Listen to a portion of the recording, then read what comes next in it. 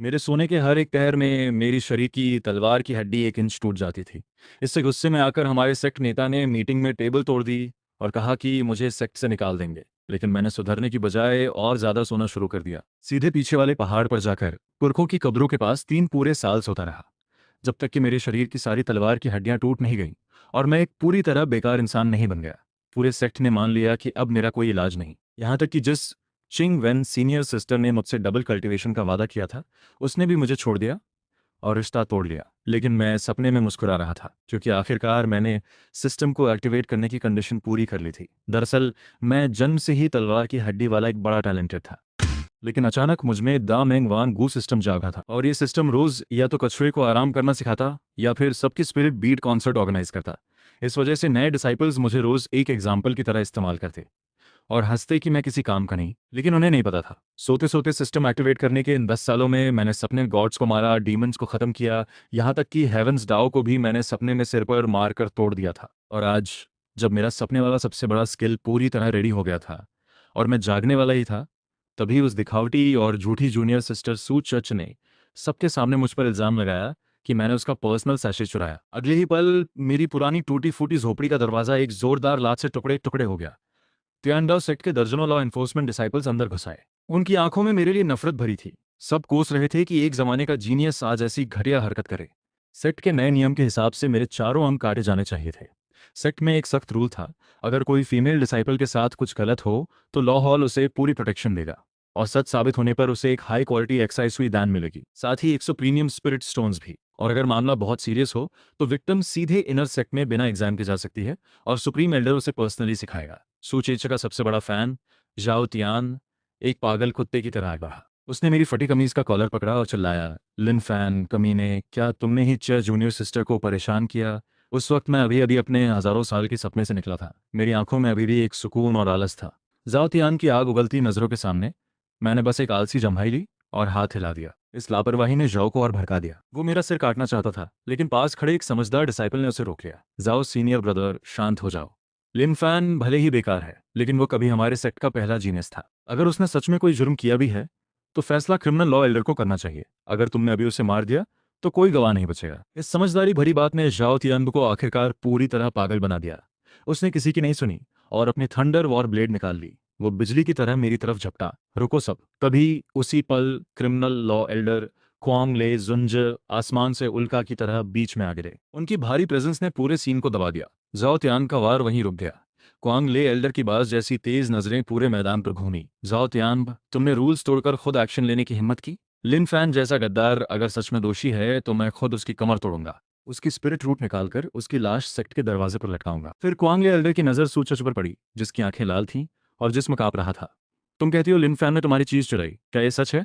सूचच ने यह देखते ही घुटने टेक दिए। धड़ाम से जमीन पर गिर गई। रोते हुए बोली, क्वांग ले एल्डर, साफ देख लीजिए, बस आधे घंटे पहले मैं पीछे वाले कब्रिस्तान में लिन सीनियर ब्रदर को इस महीने के स्पिरिट स्टोन्स देने आई थी। बस रख कर जाना था।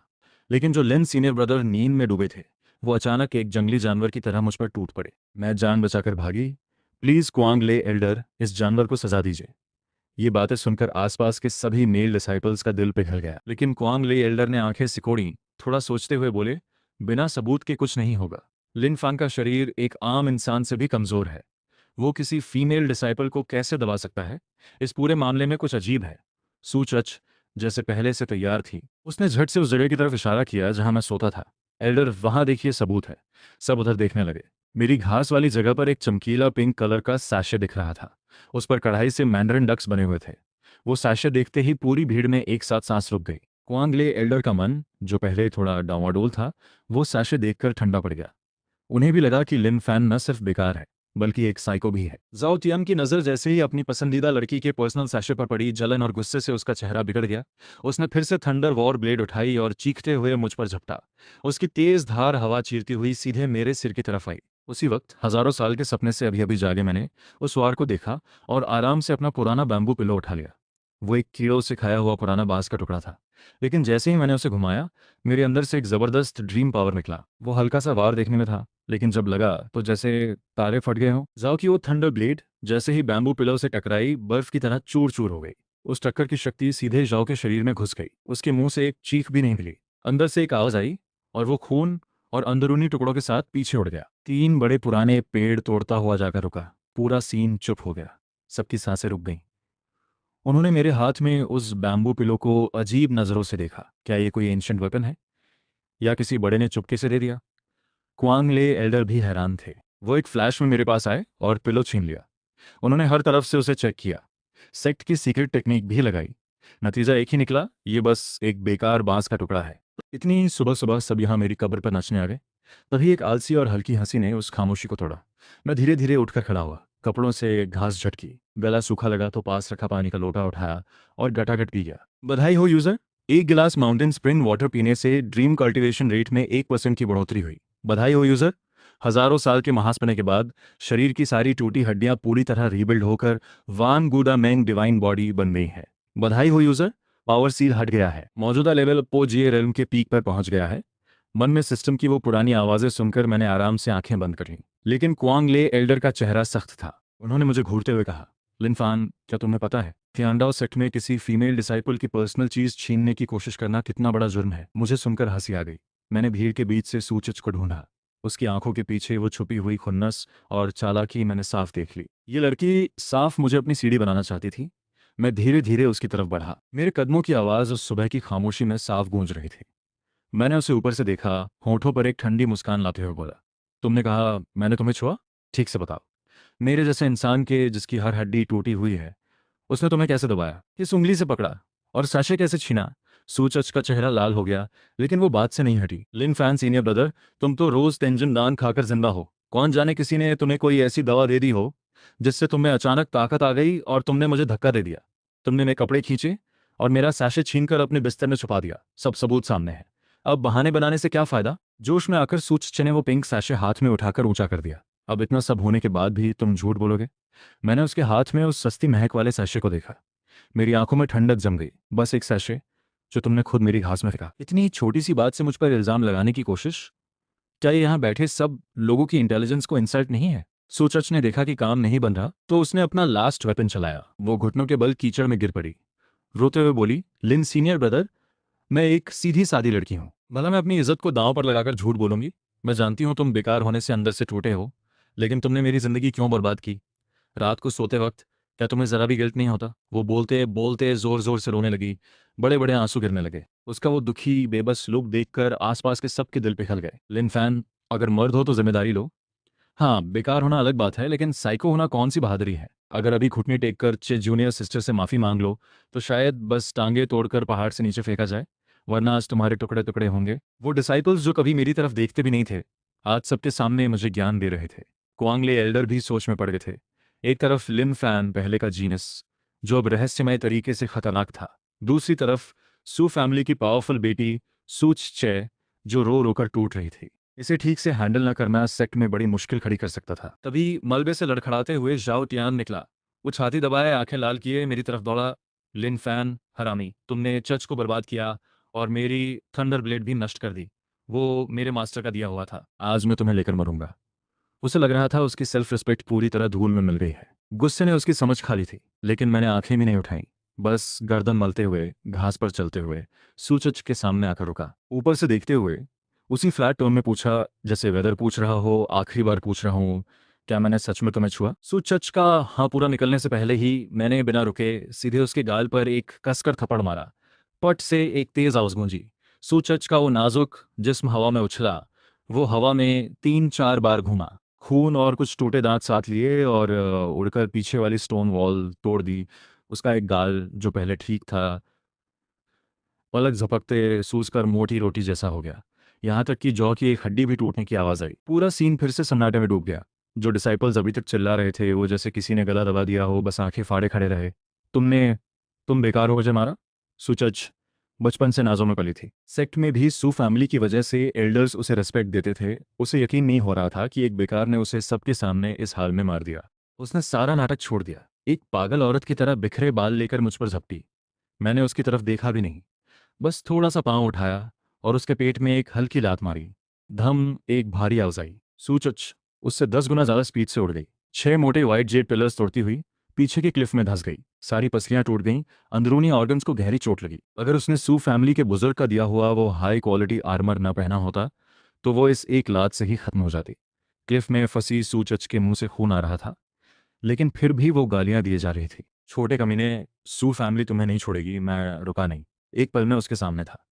बिना एक शब्द कहे उसके दूसरे गाल पर भी एक जोरदार थप्पड़ मारा। बट इस बार चीख भी नहीं पाई। वो स्टोन वॉल में घुसी रही, लेकिन थप्पड़ की ताकत से वहीं 10-12 चक्कर खाई। तेज कंकशन और कानों में आवाजों ने उसे बेहोश कर दिया। उसका वो पहले से ठीक ठाक चेहरा अब इतना सूज गया था कि उसकी अपनी माँ भी पहचान ना पाती। ये सीन इतना अजीब था कि कुछ डिसाइपल्स डरते हुए हंसी रोक नहीं पा रहे थे। सूच अच्छा सेट में नहीं थी। अभी बस जुजी इनिशियल स्टेज पर थी। जो पोजी एरन के पीक पर था, उसके सामने वो एक चींटी भी नहीं थी। ये बहुत बड़ी गलती की तुमने। जाओ तियान, जो अपनी पसंदीदा लड़की का यह हाल देख चुका था, पूरी तरह पागल हो गया। आंखों से खून टपकता लग रहा था। वो मुझ पर टूट पड़ना चाहता था। क्वांग ले एल्डर की भौहें खिंच गईं। उन्हें मेरे बारे में कुछ अजीब लग रहा था। उन्होंने तुरंत फ्लैश में आकर जाओ तियान को रोका। जोर से बोले, जब तक सच सामने नहीं आता कोई हाथ नहीं उठाएगा। क्वांग ले एल्डर, हट जाइए। जाओ तियान ने अपने सीनियर को भी रोकना बंद कर दिया था। आज अगर इस बेकार को मैंने खत्म नहीं किया तो मेरा डाव हार्ट टूट जाएगा। मेरी पूरी कल्टीवेशन बर्बाद हो जाएगी। उसने एल्डर्स की इज्जत करना भी छोड़ दिया था। उसके दिमाग में सिर्फ एक बात थी, लिन फैन को मारो। डाव हार्ट टूटने के शब्द सुनते ही क्वांग ले एल्डर का रंग उड़ गया। कल्टीवेटर्स के लिए सबसे बड़ा खतरा होता है इनर डीमन। अगर इस छोटी सी बात की वजह से सेक्ट का एक टैलेंटेड डिसाइपल टूट जाए तो बड़ा नुकसान होगा। एल्डर ने चटपट सोचा, या तो लिन फैन मरे या लिन फैन घुटने टेक कर जाओ को माफी मांगे, वरना अगर जाओ का डाव हार्ट टूटा तो उसकी जिंदगी बर्बाद होगी। एल्डर ने चुपचाप पलकें बंद की और थोड़ा पीछे हट गए। उन्हें पता था जो भी आगे होगा उसकी आंच लिन फैन पर ही गिरेगी। जहां तक लिन फैन की बात है, एक बेकार 3 साल से सड़ रहा है, मरेगा तो क्या जाएगा। एल्डर का रवैया देखकर जाओ तियान का पूरा मर्डरस एनर्जी फट पड़ा। उसने पास खड़े एक घबराए डिसाइपल से तलवार छीनी। उसकी शार्प एज से हवा कटती हुई मेरे गले की तरफ आई। इस जानलेवा वार के सामने मैंने उसे देखा भी नहीं, बस पास वाली कब्र पर लगी अगरबत्ती रखने की एक पुरानी लकड़ी उठाई। उसी पल मेरे बॉडी में वैन गुडामिंग डिवाइन बॉडी पूरी तरह चल पड़ा। एक चमकीली सुनहरी रोशनी फूट पड़ी, एक ऐसी सोड इंटेंट जो आसमान चीर दे, जो एक एंशिएंट ड्रैगन की तरह बादलों में दहाड़े। वो सीधे जाओ के चेहरे पर आकर रुक गई। जाओ का जिस्म हवा में ही जम गया। उसकी खून भरी आंखों में बस एक चीज थी, वो थी डर।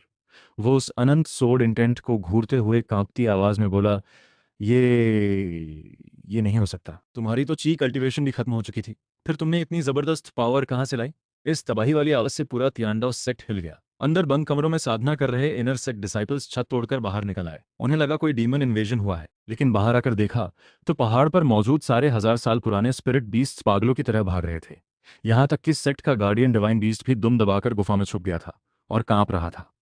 अभी अभी पीट कर जागी सूचच ने यह सब देखा तो डर के मारे फिर से अपनी पैंट गीली कर ली। एक बदबूदार महक चारों तरफ फैल गई। उसका चेहरा सफेद पड़ गया। होंठ कांपते हुए बड़ी मुश्किल से बोली, ये नहीं हो सकता। सिर्फ वो ही नहीं, वहां मौजूद हर डिसाइपल की रूह कांप गई थी। इस लेवल की कॉस्मिक डिस्टर्बेंस पूरे तियांडा सेक्ट में कोई नहीं दे सकता था। यहां तक कि वो सुप्रीम एल्डर जो सालों से मेडिटेशन में बंद थे, वो भी नहीं। तो क्या लिन फैन कभी बेकार था ही नहीं? क्या वो 3 साल कब्रिस्तान में सोते हुए सबको बेवकूफ बनाता रहा? सबको उसने अपनी उंगली पर नचाया, और उस वक्त मैं सबकी नजरों के बीच में बस एक आलसी जम्हाई लेकर उस लकड़ी को तोड़कर फेंक दिया, दांतों में फंसी हरी पत्ती को उंगली से निकाला। वो अंदाज इतना बेपरवाह था, इतना बेशर्म था। क्वांगले एल्डर की पीठ पसीने से भीग गई। वो खुद लेट स्टेज रेल्म के एक पावरफुल कल्टिटर, इसलिए वो सबसे बेहतर समझ सके कि ये पावर कितनी ऊंची है। ये उनकी पहुंच से बाहर था। ऐसे लेवल के जीनियस के सामने उन्होंने अभी अभी साइड लेने की सोची थी। तभी डर के मारे पाखाना कर चुके जाओ तियान ने धड़ाम से कीचड़ में घुटने टेक दिए। वो पागलों की तरह माथा टेकने लगा, रोते हुए गिड़गिड़ाया, लिन फैन पुरखे, मुझे मत मारो। मेरे मास्टर तो तियांदाओ सेक्ट के ग्रैंड एल्डर है। अगर तुमने मुझे मारा तो बाहर आकर तुम्हें छोड़ेंगे नहीं। मेरे चेहरे पर कोई भाव नहीं आया। मैंने बस धीरे से हाथ उठाया और नीचे की तरफ हल्के से दबाया। धड़ाम। वो विशाल सुनहरा सॉर्ड एनर्जी बादलों को चीरता हुआ गॉड की सजा की तरह सीधे नीचे गिरा। उस तबाही की ताकत के सामने तियांडाओ सेक्ट की वो दीवार जो 10,000 साल से खड़ी थी और जिस पर नक्काशी थी, वो टोफू की तरह 4 टुकड़ों में बिखर गई। भारी भरकम पत्थर मीटियोर्स की तरह गिरे। पूरे तियांडाओ सेक्ट के पहाड़ कांपने लगे। ये कैसी टेरिफाइंग प्रेशर है। हमारे सेक्ट ने कब ऐसे भगवान जैसे किसी को नाराज किया? भागो, वरना राख भी नहीं बचेगी। एक सोर्ड स्लैश जिसने गेट को काट दिया। वो सॉर्ड एनर्जी एक मौत के तूफान की तरह जाओ तियान के जिस्म से गुजरी। उसके सारे वेपन्स और प्रोटेक्टिव गियर जैसे ही उस एनर्जी को छुए रेत की मूर्ति की तरह टुकड़े टुकड़े हो गए। वो पूरी तरह मिट गया। मैदान में खड़ा हर कोई इतना डर गया था कि कोई आगे नहीं बढ़ा।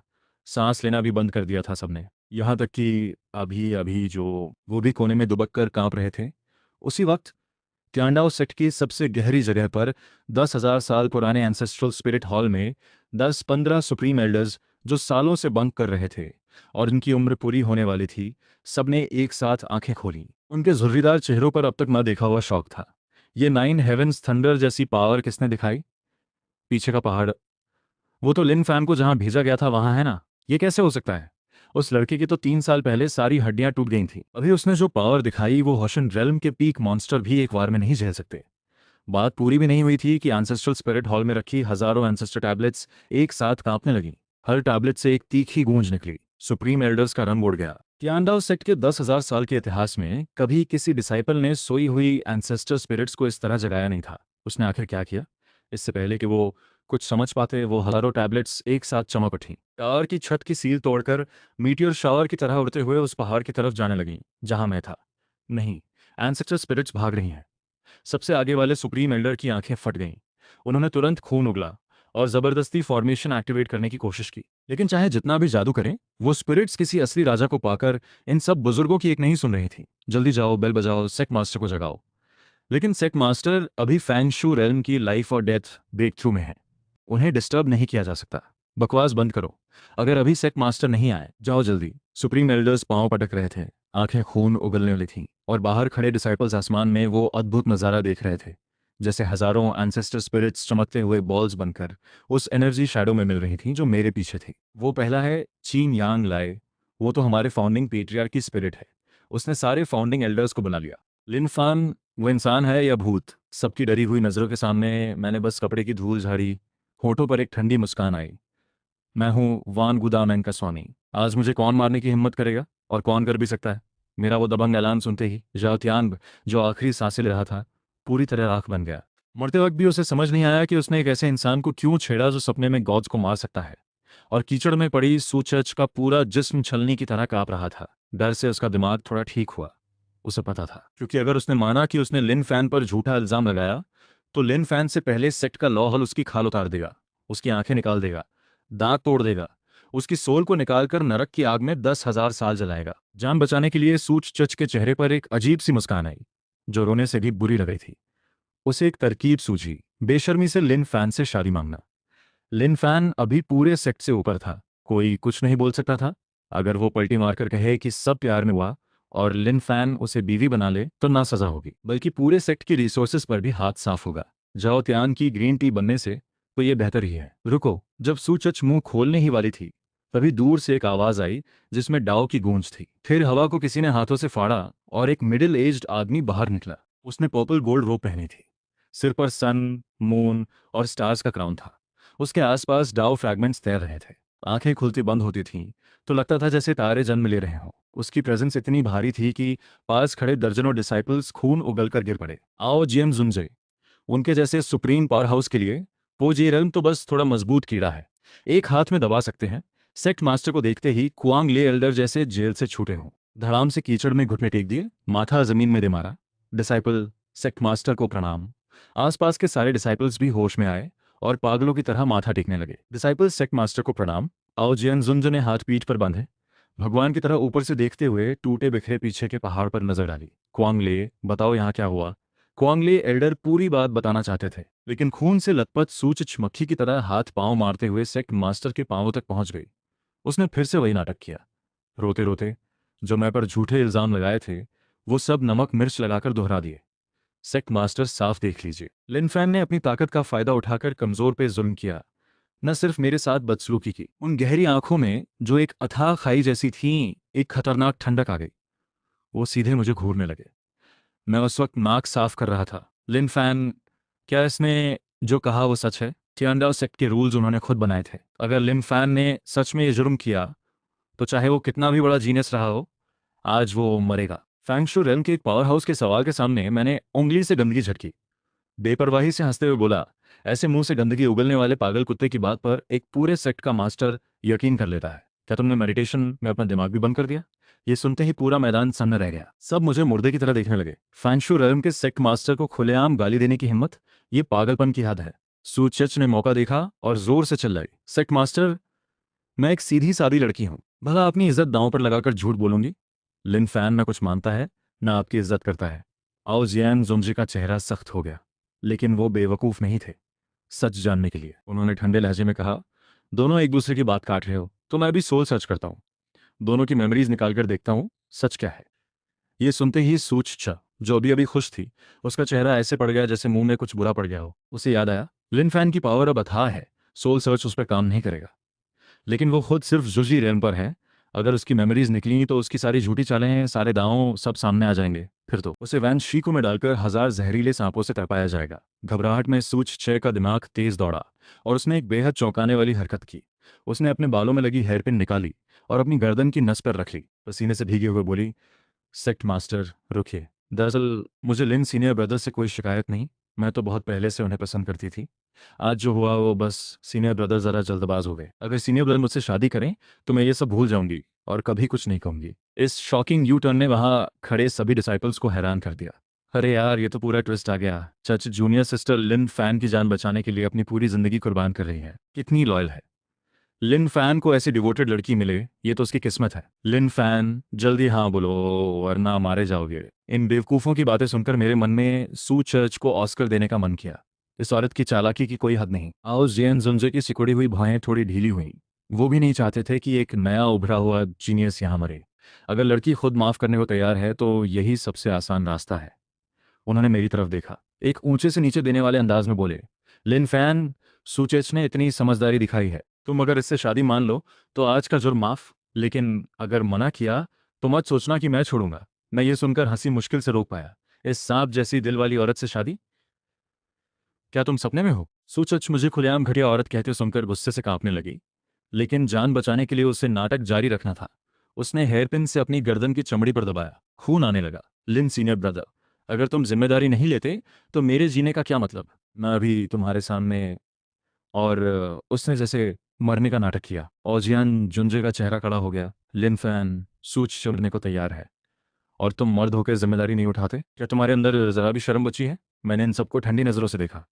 3 साल से जो भड़ास भरी थी वो अब पूरी तरह बाहर आ गई। बकवास छोड़ो, सोल सर्च करो, अभी करो। जो सच है सामने आ जाएगा। अगर नहीं कर रहे तो साफ है कि कुछ छुपाना है। क्वांगले एल्डर ने देखा कि सेक्ट मास्टर को एम्बैरेसमेंट हो रही है तो वो आगे आ गए। मेरी तरफ उंगली उठाते हुए चिल्लाए, बेशर्म, तू है कौन सेक्ट मास्टर को ऑर्डर देने वाला?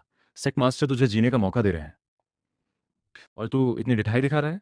क्या तुझे लगता है थोड़ी पावर से तू फैंगशू रेलन के सामने आंखें दिखाएगा? सूच च ने देखा तो वो जोर से रोने लगी। सेक्ट मास्टर, सीनियर ब्रदर को मत डांटो, वो बस गुस्से में है, शांत होने पर जरूर मान जाएंगे। आओजियन जुंज ने संतोष से सिर हिलाया। उन्हें ऐसे समझदार डिसाइपल्स पसंद थे जो खुद ही रास्ता बना दें। उन्होंने सीधे खड़े होकर अपनी पर्पल गोल्ड रोप को हवा में फड़फड़ा दिया। एक ऊंचे मालिक का रुतबा दिखाते हुए बोले, लिनफैन, अब सेक्ट मास्टर के नाम पर रिश्ता पक्का करता हूँ। तू सू चर्च से शादी करेगा। आज की बात यहीं खत्म, कोई दोबारा जिक्र नहीं करेगा। सेक्ट मास्टर के मुंह से यह सुनते ही सू चर्च की जान में जान आई। जब तक सोल सर्च नहीं हुआ वो सेफ है। न सजा बल्कि लिन फैन जैसा पावर हाउस मिल जाएगा। वो पहले से सोचने लगी कि कैसे सेक्ट में आकर कर चलेगी। लेकिन मैंने आओ जेन जुनजे को ऐसे देखा जैसे किसी बेवकूफ को देखते हैं। तियांडाओ सेक्ट का सेक्ट मास्टर एक पक्षपाती अंधा बुजुर्ग निकला। इस सेक्ट में तुम जैसे बेकार लोग हैं, इसलिए ये सेक्ट जल्दी बर्बाद होगा। ये सुनते ही पूरी भीड़ सांस भूल गई। बहुत ज्यादा। फैंगशू रन के पावर हाउस की नाक पर बैठकर उन्हें अंधा बुजुर्ग बोलना। आओ जियान जुनजे का चेहरा काला पड़ गया।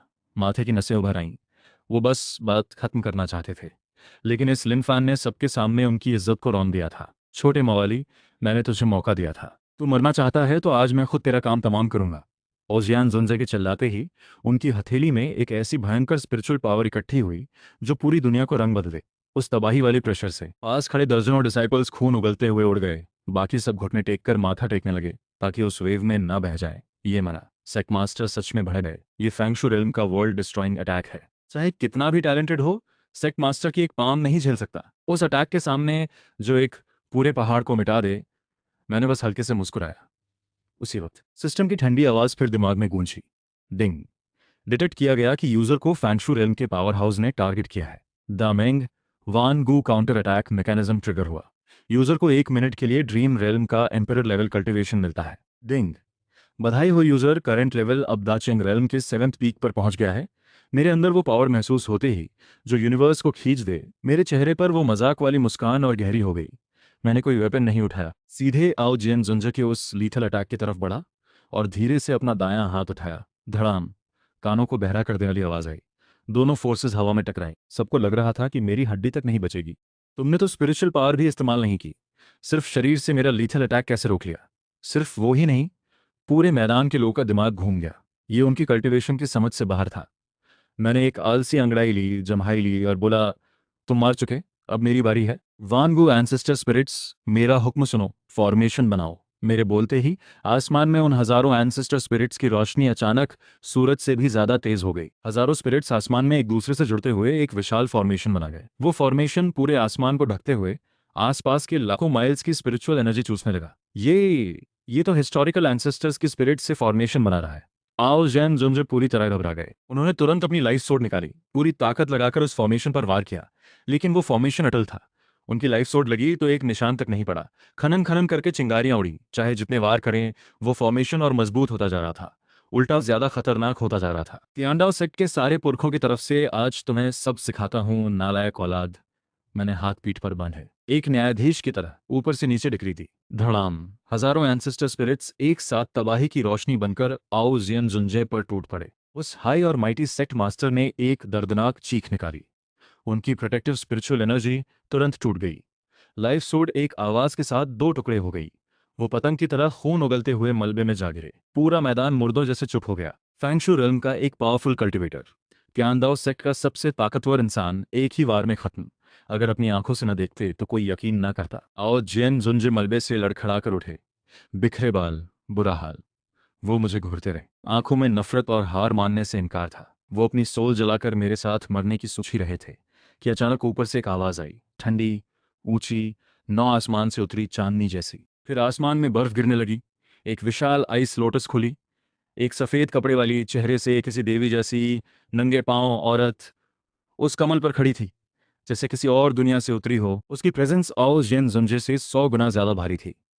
उसे देखते ही आओज येन जुंजे की आंखों की पागलपन बुझ गई। उसकी जगह एक गहरा डर आ गया। वो अपनी चोटें भूलकर धड़ाम से घुटने टेक गए। जूनियर ब्रदर यगुंग एम्प्रेस को प्रणाम। सीनियर सिस्टर तियांडाओ सेक्ट की असली नंबर 1, 500 साल से मेडिटेशन में, वो लेजेंडरी यगुंग एम्प्रेस। वहां मौजूद सारे एल्डर्स और डिसाइपल्स को उसकी प्रेजेंस ने सोल तक दबा दिया। सब एक साथ झुक गए। सुप्रीम एंसेस्ट्रल मास्टर को प्रणाम। यगुंग एम्प्रेस ने आज जियन जंजे को एक नजर भी नहीं दी। उसकी वो ठंडी आंखें, जिनमें कोई ह्यूमन इमोशन नहीं था, सीधे मुझ पर टिक गईं। उससे नजर मिलाते ही मुझे भी एक खतरनाक ठंडक महसूस हुई। जूनियर ब्रदर, तुमने जो किया थोड़ा ज्यादा हो गया, यगुंग एम्प्रेस ने धीरे से कहा। आवाज शांत थी लेकिन दूर से आती हुई सी। आओ जियन जुंजे ने सुना कि सीनियर सिस्टर ने लिन फैन को डांटा तो वो खुशी से लगभग उछल पड़े, रेंगते हुए आगे आए। सीनियर सिस्टर, लिन फैन ने न सिर्फ अपने साथियों को नुकसान पहुंचाया, एंसेस्टर स्पिरिट्स को कंट्रोल किया, मुझे घायल किया, बल्कि फीमेल डिसाइपल सूचच को भी परेशान किया। ऐसे इविल पर्सन को तुरंत मारना चाहिए ताकि सेक्ट के रूल्स की इज्जत बचे। उन्हें लग रहा था यागुंग एम्प्रेस के होते लिन फैन आज बचेगा नहीं। लेकिन यागुंग एम्प्रेस ने थोड़ा मुड़कर उन पर वो नजर डाली जो मुर्दों पर डालते हैं। मैंने तुम्हें बोलने को कहा था। बस इतना सुनते ही आओ जियन जुंज जैसे बिजली गिरी हो, एक मुंह से खून उगला और 100 मीटर दूर जा गिरे। वो दहशत में कांपते रहे, एक आवाज भी नहीं निकाली। यागुंग एम्प्रेस की नजर सूच च पर घूमी। उनकी आंखों में एक पल को जबरदस्त नफरत आई। इस औरत का घटिया नाटक सिर्फ तुम जैसे बेवकूफों को बेवकूफ बना सकता है।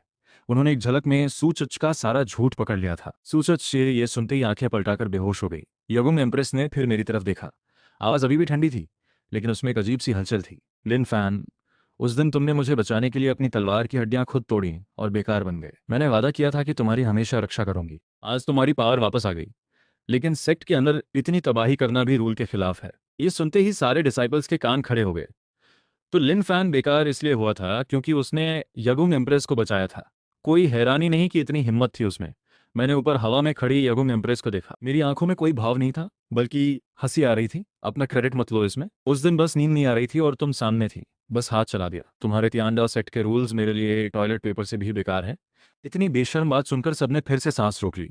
यगुंग एम्प्रेस की भौहें थोड़ी सिकुड़ी लेकिन वो बोली नहीं। ठंडे लहजे में अनाउंस किया, आज की बात की पूरी जांच होगी। 3 दिन में सच सामने आएगा। अगर सूचच ने सच में झूठा इल्जाम लगाया तो माफी नहीं। जहां तक लिन फैन की बात है, आज से वो मेरे साथ यागुआन पीक पर आएगा। मेरी परमिशन के बिना कोई उससे नहीं मिलेगा। उन्होंने मेरी हाँ का भी इंतजार नहीं किया। आस्तीन हिलाई, एक जबरदस्त आइस पावर ने मुझे लपेट लिया और अगले पल हम दोनों वहां से गायब हो गए। पीछे रह गए वो सब जो एक दूसरे का मुंह देख रहे थे, और चारों तरफ बिखरा मलबा। आओ जीएन जुनजे ने मुट्ठी भींची। आंखों में एक जहरीली चमक थी। सीनियर सिस्टर, तुम्हारा पक्षपात तो मुझे पता था, लेकिन 3 दिन में कोई सबूत नहीं मिलेगा। सूचच अगर बात से नहीं हटी तो लिन फैन बचेगा तो नहीं, लेकिन जलील जरूर होगा। यागुआंग पीक की चोटी पर मुझे यागोंग एम्प्रेस यहाँ लाई थी। चारों तरफ हजारों साल पुरानी ब्लैक आइस थी। यागोंग एम्प्रेस ने मुझे देखा। उनकी आंखों में एक दुर्लभ थकान और गिल्ट था। लिन फैन, इन 3 सालों में बहुत तकलीफ थी। मैंने बिना पूछे एक जेड बेड ढूंढी, लेट गया, एक आरामदायक पोजीशन ली। जमाई लेते हुए बोला, ये नाटक छोड़ो, मुझे यहाँ सिर्फ ये कहने के लिए नहीं लाया ना। बात क्या है? यागोंग एम्प्रेस ने एक लंबी सांस ली, अपने कपड़ों से एक खून लगी जेड पेंडेंट निकाली। वो पेंडेंट देखते ही मेरी आलसी आंखें पल भर में तेज हो गईं। उस जेड पेंडेंट की हलचल ने आसपास की ब्लैक आइस में दरारें डाल दी, क्योंकि उस पेंडेंट पर काई लिखा था। वो एम काई की पर्सनल चीज थी। एम काई, वो लड़की जो उन 3 सालों में, जब पूरे सेक्ट ने मुझे छोड़ दिया था, हर रात अंधेरे में पीछे वाले कब्रिस्तान में आती थी। लाल आंखों से मेरे लिए दलिया लाती थी, मेरा जिस्म पोंछती थी। वो बोल नहीं सकती थी, एक गूंगी छोटी लड़की। मैंने उससे वादा किया था कि जब सिस्टम जागेगा तो उसे इस दुनिया की सबसे इज्जतदार औरत बनाऊंगा, लेकिन आज सुबह वो नहीं आई थी। मैंने सोचा शायद सो गई होगी। ये पेंडेंट तुम्हारे पास कहाँ से? मैं उठकर खड़ा हो गया। यगुंग एम्प्रेस को घूरने लगा। यगुंग एम्प्रेस ने आंखें बंद की। आवाज में एक दर्द था। सुचच्चा बस एक मोहरा थी। आज सुबह का सब कुछ एक बड़ी साजिश थी। असली मकसद तुमसे लड़ना नहीं था, मकसद था तुम्हारा ध्यान भटकाना। और उस वक्त उस लड़की को, जिसे एम काई कहते हैं, उठाकर ले जाना। किसने किया? मेरी आवाज जैसे नरक की गहराई से निकली हो। कमरे का टेम्परेचर एकदम शून्य पर आ गया। जूती GMZNG। यगुंग एम्प्रेस ने एक गहरी सांस ली। एम काई कोई आम गूंगी लड़की नहीं है। उसके अंदर GMZNCNC की पहली सेंट की प्योर ब्लड बहती है। वो तुम्हारे पास रहते हुए चुपचाप अपने खून से तुम्हारी टूटी हड्डियां ठीक कर रही थी। अब उसे उनके प्रोटेक्टर्स जबरदस्ती उठा ले गए। अगर 7 दिनों में कुछ नहीं हुआ तो MZing का नेता उसका सारा खून निकालकर एक बड़े रिचुअल में इस्तेमाल करेगा। ये सुनते ही मेरा दिल जैसे किसी ने मुट्ठी में भींच दिया हो। वो बेवकूफ़ लड़की, वो जो बोल नहीं सकती, जो बस मुझ पर हंसती रहती थी, वो अपनी जान लगाकर मेरी जान बचा रही थी। इसीलिए इन 3 सालों में उसका चेहरा इतना पीला होता गया था। इसीलिए दलिया पिलाकर वो हर बार चुपके से कब्र के पीछे जाकर थकान से सांस लेती थी, और मुझे लगता रहा वो बस एक आम इंसान है। धड़ाम, मेरे अंदर वान बुदा मेंग डिवाइन बॉडी ने फुल फोर्स में काम करना शुरू किया। एक जबरदस्त एनर्जी का खंभा सीधे याओगांग पीक की आइस सीलिंग तोड़कर आसमान में चला गया। चाहे तियांदा सेक्ट हो, चाहे MZNG, जो भी मेरी एम काई के एक बाल को हाथ लगाएगा, मैं पूरी दुनिया को तबाह कर दूंगा। लिन फैन, जरा शांत हो। यगुंग एम्प्रेस ने आइस पावर से मुझे रोकने की कोशिश की। TGMZNG बहुत ताकतवर है। सिर्फ हुआशन रेल्म से ऊपर के एल्डर्स 100 से ज्यादा है। तुम अभी गए तो ये सुसाइड होगी। मेरी आंखें लाल थीं, जैसे किसी और दुनिया के किलर आ गए हों। मैंने हाथ में आई जेड बेड को मुट्ठी में तोड़ दिया। आवाज में वो ठंडापन था जो हड्डियां जमा दे। वो ट्रैप खेलना चाहते थे तो मैं आज TGMZ में घुसूंगा। मैंने पास रखी 1000 साल पुरानी ब्लैक आइस उठाई और टोफू की तरह चूर कर दिया। TGMZ आज, चाहे गॉड भी आए, मैं उन्हें जड़ से उखाड़ूंगा। यगुंग एम्प्रेस ने मेरा ये रूप देखा। उनकी आंखों में एक पल को हैरानी और कुछ और आया। उनके उस 1000 साल से न पिघलने वाले चेहरे पर पहली बार एक हल्की बेचैनी दिखी। लिन फैन, रुको। TGMZNG का फॉर्मेशन मैं भी आसानी से नहीं तोड़ सकती। तुम अकेले गए तो मरने से अलग क्या है? उन्होंने हाथ हिलाया। 9 मोटी ब्लैक आइस चेन्स बनी जो मुझे जबरदस्ती रोकने के लिए आई। मैंने पीछे मुड़कर भी नहीं देखा। मेरे अंदर वान गुडामेंग डिवाइन बॉडी जरा सा हिला। एक आलसी लेकिन अहंकार से भरी गोल्डन एनर्जी बाहर आई। वो 9 चेन्स जो फैंशु रेल्म के किसी को भी जकड़ सकती थीं, मेरे जिस्म को छूते ही धूप में बर्फ की तरह भाप बन गई। यगुंग एम्प्रेस ने एक दबी हुई आवाज निकाली। उनकी आंखों में हैरानी थी। चाहे उस दिन तुम्हारी तलवार की हड्डियां न भी टूटी होती, वहां कुछ सोए हुए 1000 साल पुराने मॉन्स्टर्स हैं। मेरे होने से कम 1-2 को रोक सकती हूँ। उनका वो ट्रैजिक, जैसे सब कुछ दे देने वाला अंदाज देखकर मुझे हंसी आ गई। दिल में जो तबाही मचाने वाली रेज थी, वो उनकी इस फोर्स्ड ट्रैजिक एक्टिंग से थोड़ी ठंडी हुई। दीदी, मैं कत्ल करने जा रहा हूँ, अपनी बीवी बचाने जा रहा हूँ। ये कोई आखिरी विदाई नहीं है। ड्रामा क्यों कर रही हो? आना हो तो चलो, रास्ते में चाय पानी का काम आ जाओगी। चाय पानी सुनते ही यागुंग एम्प्रेस की आंख फड़की। तियांडाओ सेक्ट की नंबर 1, पूरे ईस्ट वेस्टलैंड के टैलेंटेड कल्टिवेटर्स की आइडल, वो एक पूर्व बेकार के लिए सर्वेंट बन जाए। अगर बाहर पता चले तो कल्टीवेशन वर्ल्ड हिल जाए। लेकिन उन्होंने किसी तरह खुद को रोका। एक ठंडी नाक से फुफकार ली और चुप हो गई। मैंने कपड़ों से एक पुरानी टूटी फूटी बैम्बू फ्लूट निकाली, होंठों से लगाई और एक बेसुरी धुन बजाई। अगले ही पल पीछे वाले स्पिरिट बीस्ट गार्डन की तरफ से एक ऐसी दहाड़ आई जो धरती हिला दे। फिर एक विशाल टर्टल, जिसका जिस्म एक छोटे पहाड़ जितना था, हवा में उड़ता हुआ ऑस्पिशियस क्लाउड्स पर सवार होकर तेजी से आ गया। ये श्वानमिंग टर्टल स्पिरिट बीस्ट गार्डन का सबसे आलसी और ढीठ था। इन 3 सालों में जब मैं उसका केयरटेकर था, मैंने उसे रोज आराम करो काम मत करो की फिलॉसफी पढ़ाई। एक मेहनती स्पिरिट टर्टल को मैंने एक अल्टीमेट लेजी मास्टर बना दिया था। श्वानमिंग टर्टल धड़ाम से मेरे सामने बर्फ में आ गिरा, विशाल सिर निकालकर मेरी टांग से रगड़ा। उसका एक्सप्रेशन किसी पेट डॉग से भी ज्यादा डिवोटेड था। यागंग एम्प्रेस उस एंशिएंट बीस्ट की प्रेजेंस को महसूस करते हुए पूरी तरह नम हो गई। सेक्ट का गार्डियन डिवाइन बीस्ट श्वानमिंग, ये तुम्हारे साथ ऐसा क्यों है? मैंने उनकी हैरानी की परवाह नहीं की, सीधे कूदकर उस चौड़ी टर्टल शेल पर बैठ गया। रास्ते का नजारा पीछे भागने लगा। मैंने सिस्टम स्पेस से एक पर्पल क्ले पॉट निकाली, आराम से एक घूंट स्पिरिट टी पिया। डिंग, बधाई हो यूजर, फ्लाइंग माउंट पर बैठे बैठे आराम करने से ड्रीम कल्टीवेशन रेट में 2% की बढ़ोतरी हुई।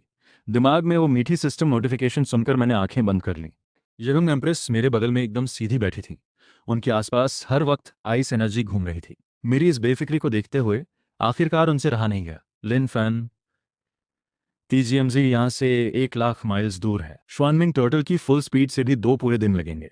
दुश्मन के घर जाने से पहले क्या तुम थोड़ा मेडिटेशन करके अपनी स्पिरिचुअल पावर ठीक नहीं करोगे? इतनी लापरवाही से वहां से एम काई को कैसे निकालोगे? मैंने आलस से करवट ली, पास बैठे स्पिरिट बर्ड से एक पंख खींचकर टूथपिक की तरह इस्तेमाल किया। तुम्हें क्या पता, यह हाईएस्ट लेवल की कल्टीवेशन है। तुम्हारा वो कड़क साधना वाला तरीका, वो तो आउटडेटेड है। यगोंग एम्प्रेस को गुस्से से सांस लेने में तकलीफ हुई। उन्होंने मुंह फेर लिया। मन में सोचने लगी, इस पागल के साथ वो आई क्यों? रात हो गई थी और हवा हड्डियों तक ठंडी थी। मैंने अंगड़ाई ली, अपने बैग से एक बड़ी काली देग निकाली, फिर स्पिरिट बीस्ट गार्डन से उठाई हुई रेयर स्पिरिट हर्ब्स और हाई लेवल बीस्ट मीट निकाली। आग जलाई, देग चढ़ाई।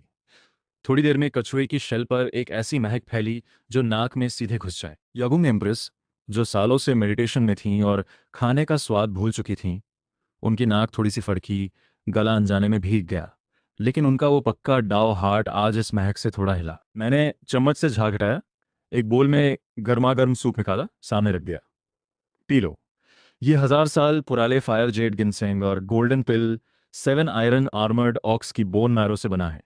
शरीर गर्म होगा। यगुंग एम्प्रेस ने मना करना चाहा, लेकिन वो महक इतनी तेज थी कि उनका हाथ खुद ब खुद बोल तक पहुंच गया। एक छोटा सा घूंट लिया, धड़ाम, वो गर्म सूप पेट में गई। एक ऐसी प्योर स्पिरिचुअल एनर्जी फटी जो पूरे बॉडी में फैल गई। उन्हें हैरानी हुई, एक घूंट में उतनी स्पिरिचुअल पावर थी जितनी महीनों की मेडिटेशन में। इसमें मेरा सीक्रेट ड्रीम सीजनिंग मिला है, सिस्टम का दिया हुआ सुप्रीम फ्लेवर है। कैसी लगी? रोज बर्फ खाने से तो बेहतर है ना? यगुंग एम्प्रेस का चेहरा हल्का सा लाल हुआ। आज पहली बार उन्होंने कुछ नहीं कहा, बस सिर झुकाए छोटे छोटे घूंट लेती रहीं। वो हमेशा ऊंची और ठंडी रहने वाली एम्प्रेस उस पल में थोड़ी सी इंसान लग रही थी। खाने के बाद मैं एक रॉकिंग चेयर पर लेट गया, तारों भरा आसमान देख रहा था और दिमाग में बिना बुलाए एम काई का चेहरा आ गया। वो पीला सा लेकिन हमेशा मुस्कुराता हुआ चेहरा। 3 साल पहले की उस बर्फीली रात में, जब पहाड़ पर बर्फ थी और मेरी तलवार की हड्डियां टूटनी शुरू हुई थीं, उस दर्द में लगता था जैसे 1000 सुइयां एक साथ चुभ रही हों। पूरे सेक्ट के लोग मुझ पे हंस रहे थे। सूचा वो ग्रीन टी रोज जाओतियान को लेकर मेरी झोपड़ी के बाहर ताने देने आती थी।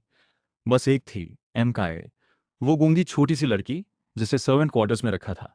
वो हर रात अंधेरे में बर्फ में एक कदम आगे एक कदम पीछे होते हुए आती थी। हाथों में एक पुराना मिट्टी का बर्तन कसकर थामे, उसमें उसने अपने थोड़े से पॉकेट मनी से बनाई हुई वार्म पॉरेज होती थी। जब भी वो आती और देखती कि मैं दर्द में तड़प रहा हूँ, उसकी आंखें जैसी लाल हो जाती थीं।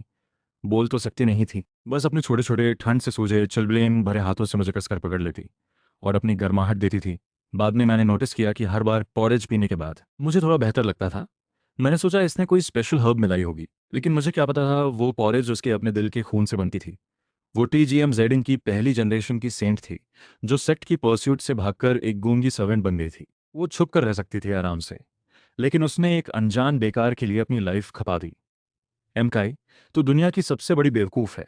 मैंने मुट्ठी भींची, उंगलियों के जोड़ों से कड़कड़ की आवाज आई। सिस्टम TAGMZMEMCI साथ क्या करने वाले हैं? डिंग, 1 लाख ड्रीम पॉइंट्स खर्च होंगे। इंफॉर्मेशन जनरेट हो रही है। TAGMZNC का नेता MNGH एंसेस्टर मरने के करीब है। वो सेंट की first generation pure blood use करके एक ancient demon sacrifice formation activate करना चाहता है। एमकाई का सारा खून निकालकर अपनी बॉडी रीबिल्ड करेगा, और वो सब कल आधी रात तक करेगा। कल आधी रात सुनते ही मेरी आंखों में एक खतरनाक चमक आई। श्वान मिंग, पूरी ताकत लगा। कल सूरज डूबने से पहले जू जू पहुंचना है। कल सूरज डूबने से पहले नहीं पहुंचे तो रात को तुझे ही पकाऊंगा। श्वान मिंग टर्टल ने मेरे बॉडी से निकलने वाली रियल किलिंग इंटेंट महसूस की और पूरा कांप गया। सारी एनर्जी बचाने की सोच छोड़ दी। अपने अंदर की श्वान वो ब्लड लाइन जलाने लगा। पूरी टर्टल शेल के बाहर एक डार्क रिंग आई। स्पीड तुरंत 10 गुना बढ़ गई, जैसे एक मीटियर हवा को चीरता हुआ उड़ रहा हो। यंग एम्प्रेस ने मेरे ऊपर से निकलती उस टेरिफाइंग एनर्जी को महसूस किया और उन्हें एक सच्चाई समझ आई। ये जो सामने बैठा लापरवाह सा दिखने वाला इंसान था, वो नहीं था जिसे कभी प्रोटेक्ट करना पड़ता था। ये एक ऐसा किलर था जो पूरे ईस्ट वेस्टलैंड को उल्टा कर सकता था। अगले दिन शाम को जूजू में TGMZNG के 10,000 माइल्स फैले काले पहाड़ एक मरे हुए विशाल ड्रैगन की तरह जमीन पर पड़े। आसमान में हर वक्त गहरी लाल जहरीली धुंध। यहाँ ईस्ट वेस्टलैंड के राइचस कल्टिवेटर्स भी आने से डरते थे। हवा में खून की बदबू थी। सेक्ट का फॉर्मेशन फुल पावर पर था। एक विशाल ब्लड रेड नेट की तरह पूरे कोर एरिया को ढक रखा था। बाहर 10,000 से ज्यादा आर्म्ड MZNG डिसाइपल्स गश्त कर रहे थे। आगे 2 युआन यिंग रिम के प्रोटेक्टर्स थे। रुको, ये TIGMZEM का इलाका है। कौन आया? एक काना प्रोटेक्टर ने उड़ते हुए श्वानमिंग टर्टल देखा। तुरंत अपना वेपन उठाया। यागोंग एम्प्रेस का चेहरा गंभीर हुआ। वो अपनी लाइफ सोर्ड निकालने वाली थी। लिन फैन, ये 1M ब्लड फॉर्मेशन बहुत पावरफुल है। सारी स्पिरिचुअल पावर अटैक्स को खा जाता है। मुझे जबरदस्ती एक रास्ता बनाने दो। तुम बीच में घुसकर एम काई को निकालो। मैं रॉकिंग चेयर से धीरे धीरे उठा। एंग्राई जी उनके कंधे पर हल्के से थपकी दी। असली स्टेल्थ ये है कि किसी को पता ही न चले कि हम आए थे। कहते हुए मैंने दोनों हाथों से क्विक सील बनाया। मेरे इर्द गिर्द से एक ऐसी अजीब इनविजिबल वेव निकली जो चारों तरफ फैल गई। ये तुमने कौन सा वियर्ड तरीका यूज किया? यागोंग एम्प्रेस की भौएं उठी। काम आए बस। चलो देखते हैं ये MZing वाले अंदर क्या कर रहे हैं। मैं श्वानमिंग टर्टल पर सवार, जैसे किसी पार्क में घूम रहा हो, उस इम्पेनेट्रेबल फॉर्मेशन के आर पार निकल गया। सिस्टम का दिया हुआ ड्रीम लॉ रियलिटी के रूल्स को डायरेक्टली ट्विस्ट कर देता है। उनका ब्लड फॉर्मेशन मेरे लिए हवा जैसा था। TGMZNG के कोर में 1M ऑल्टर। ये एक ऐसी जगह थी जो हजारों हड्डियों से बनी थी। चारों तरफ हरे रंग की 9 न्यू डीमन फायर जल रही थी। ऑल्टर के आसपास MZNG के सारे एल्डर्स और टॉप लीडर्स घुटनों पर थे। हर आंख में एक फैनेटिक चमक थी। ऑल्टर के बीच में एक काले रंग का सोल लॉकिंग पिलर था। उससे एमकाई की छोटी सी कमजोर बॉडी को मोटी मोटी आयरन चेन से बांधा गया था। उसने पतले से कोर्स क्लॉथ के कपड़े पहने थे। पूरे जिस्म पर सूखे खून के दाग थे। कुछ तेज स्पाइक्स उसकी कलाइयों और गर्दन में गड़ी थीं। लाल लाल खून धीरे धीरे नीचे ब्लड ट्रफ में टपक रहा था। उसका चेहरा कागज जैसा सफेद था। सांसें टूटी टूटी थीं, जैसे एक हल्की हवा में बुझने वाली मोमबत्ती। लेकिन उसकी आंखें बहुत शांत थीं। न डर न नफरत, बल्कि उन मध्यम आंखों में एक हल्की सी संतुष्टि थी और एक लगाव। लिन फैन शोये, अब तो आप ठीक हो गए होंगे बस, वो मन में सोच रही थी। उसके सूखे होंठ थोड़े में एक बेहद कमजोर मुस्कान आई। वो शोये जो पीछे वाले कब्रिस्तान में धूप में लेटा था, जो दर्द में था लेकिन हमेशा दिखाता नहीं था। बस आप सेफ रहो। एमकाई का सारा खून भी जाए तो कोई बात नहीं। ऑल्टर के ऊपर एक बड़ी काली रोब में हड्डियों का ढांचा जैसे एक बुजुर्ग खड़े थे। वो उस ब्लड ट्रफ में जमे प्योर ब्लड को लालच से देख रहे थे। वो थे TGMZNG का नेता, MGH एंसेस्टर, फैंगशू रिल्म से बस एक कदम दूर। हे फर्स्ट जनरेशन सैंड का प्योर ब्लड। इसमें जितनी वाइटैलिटी है बस पागल कर देती है। उन्होंने एक अजीबोगरीब हंसी निकाली। खून की बदबू को लालच से सूंघा।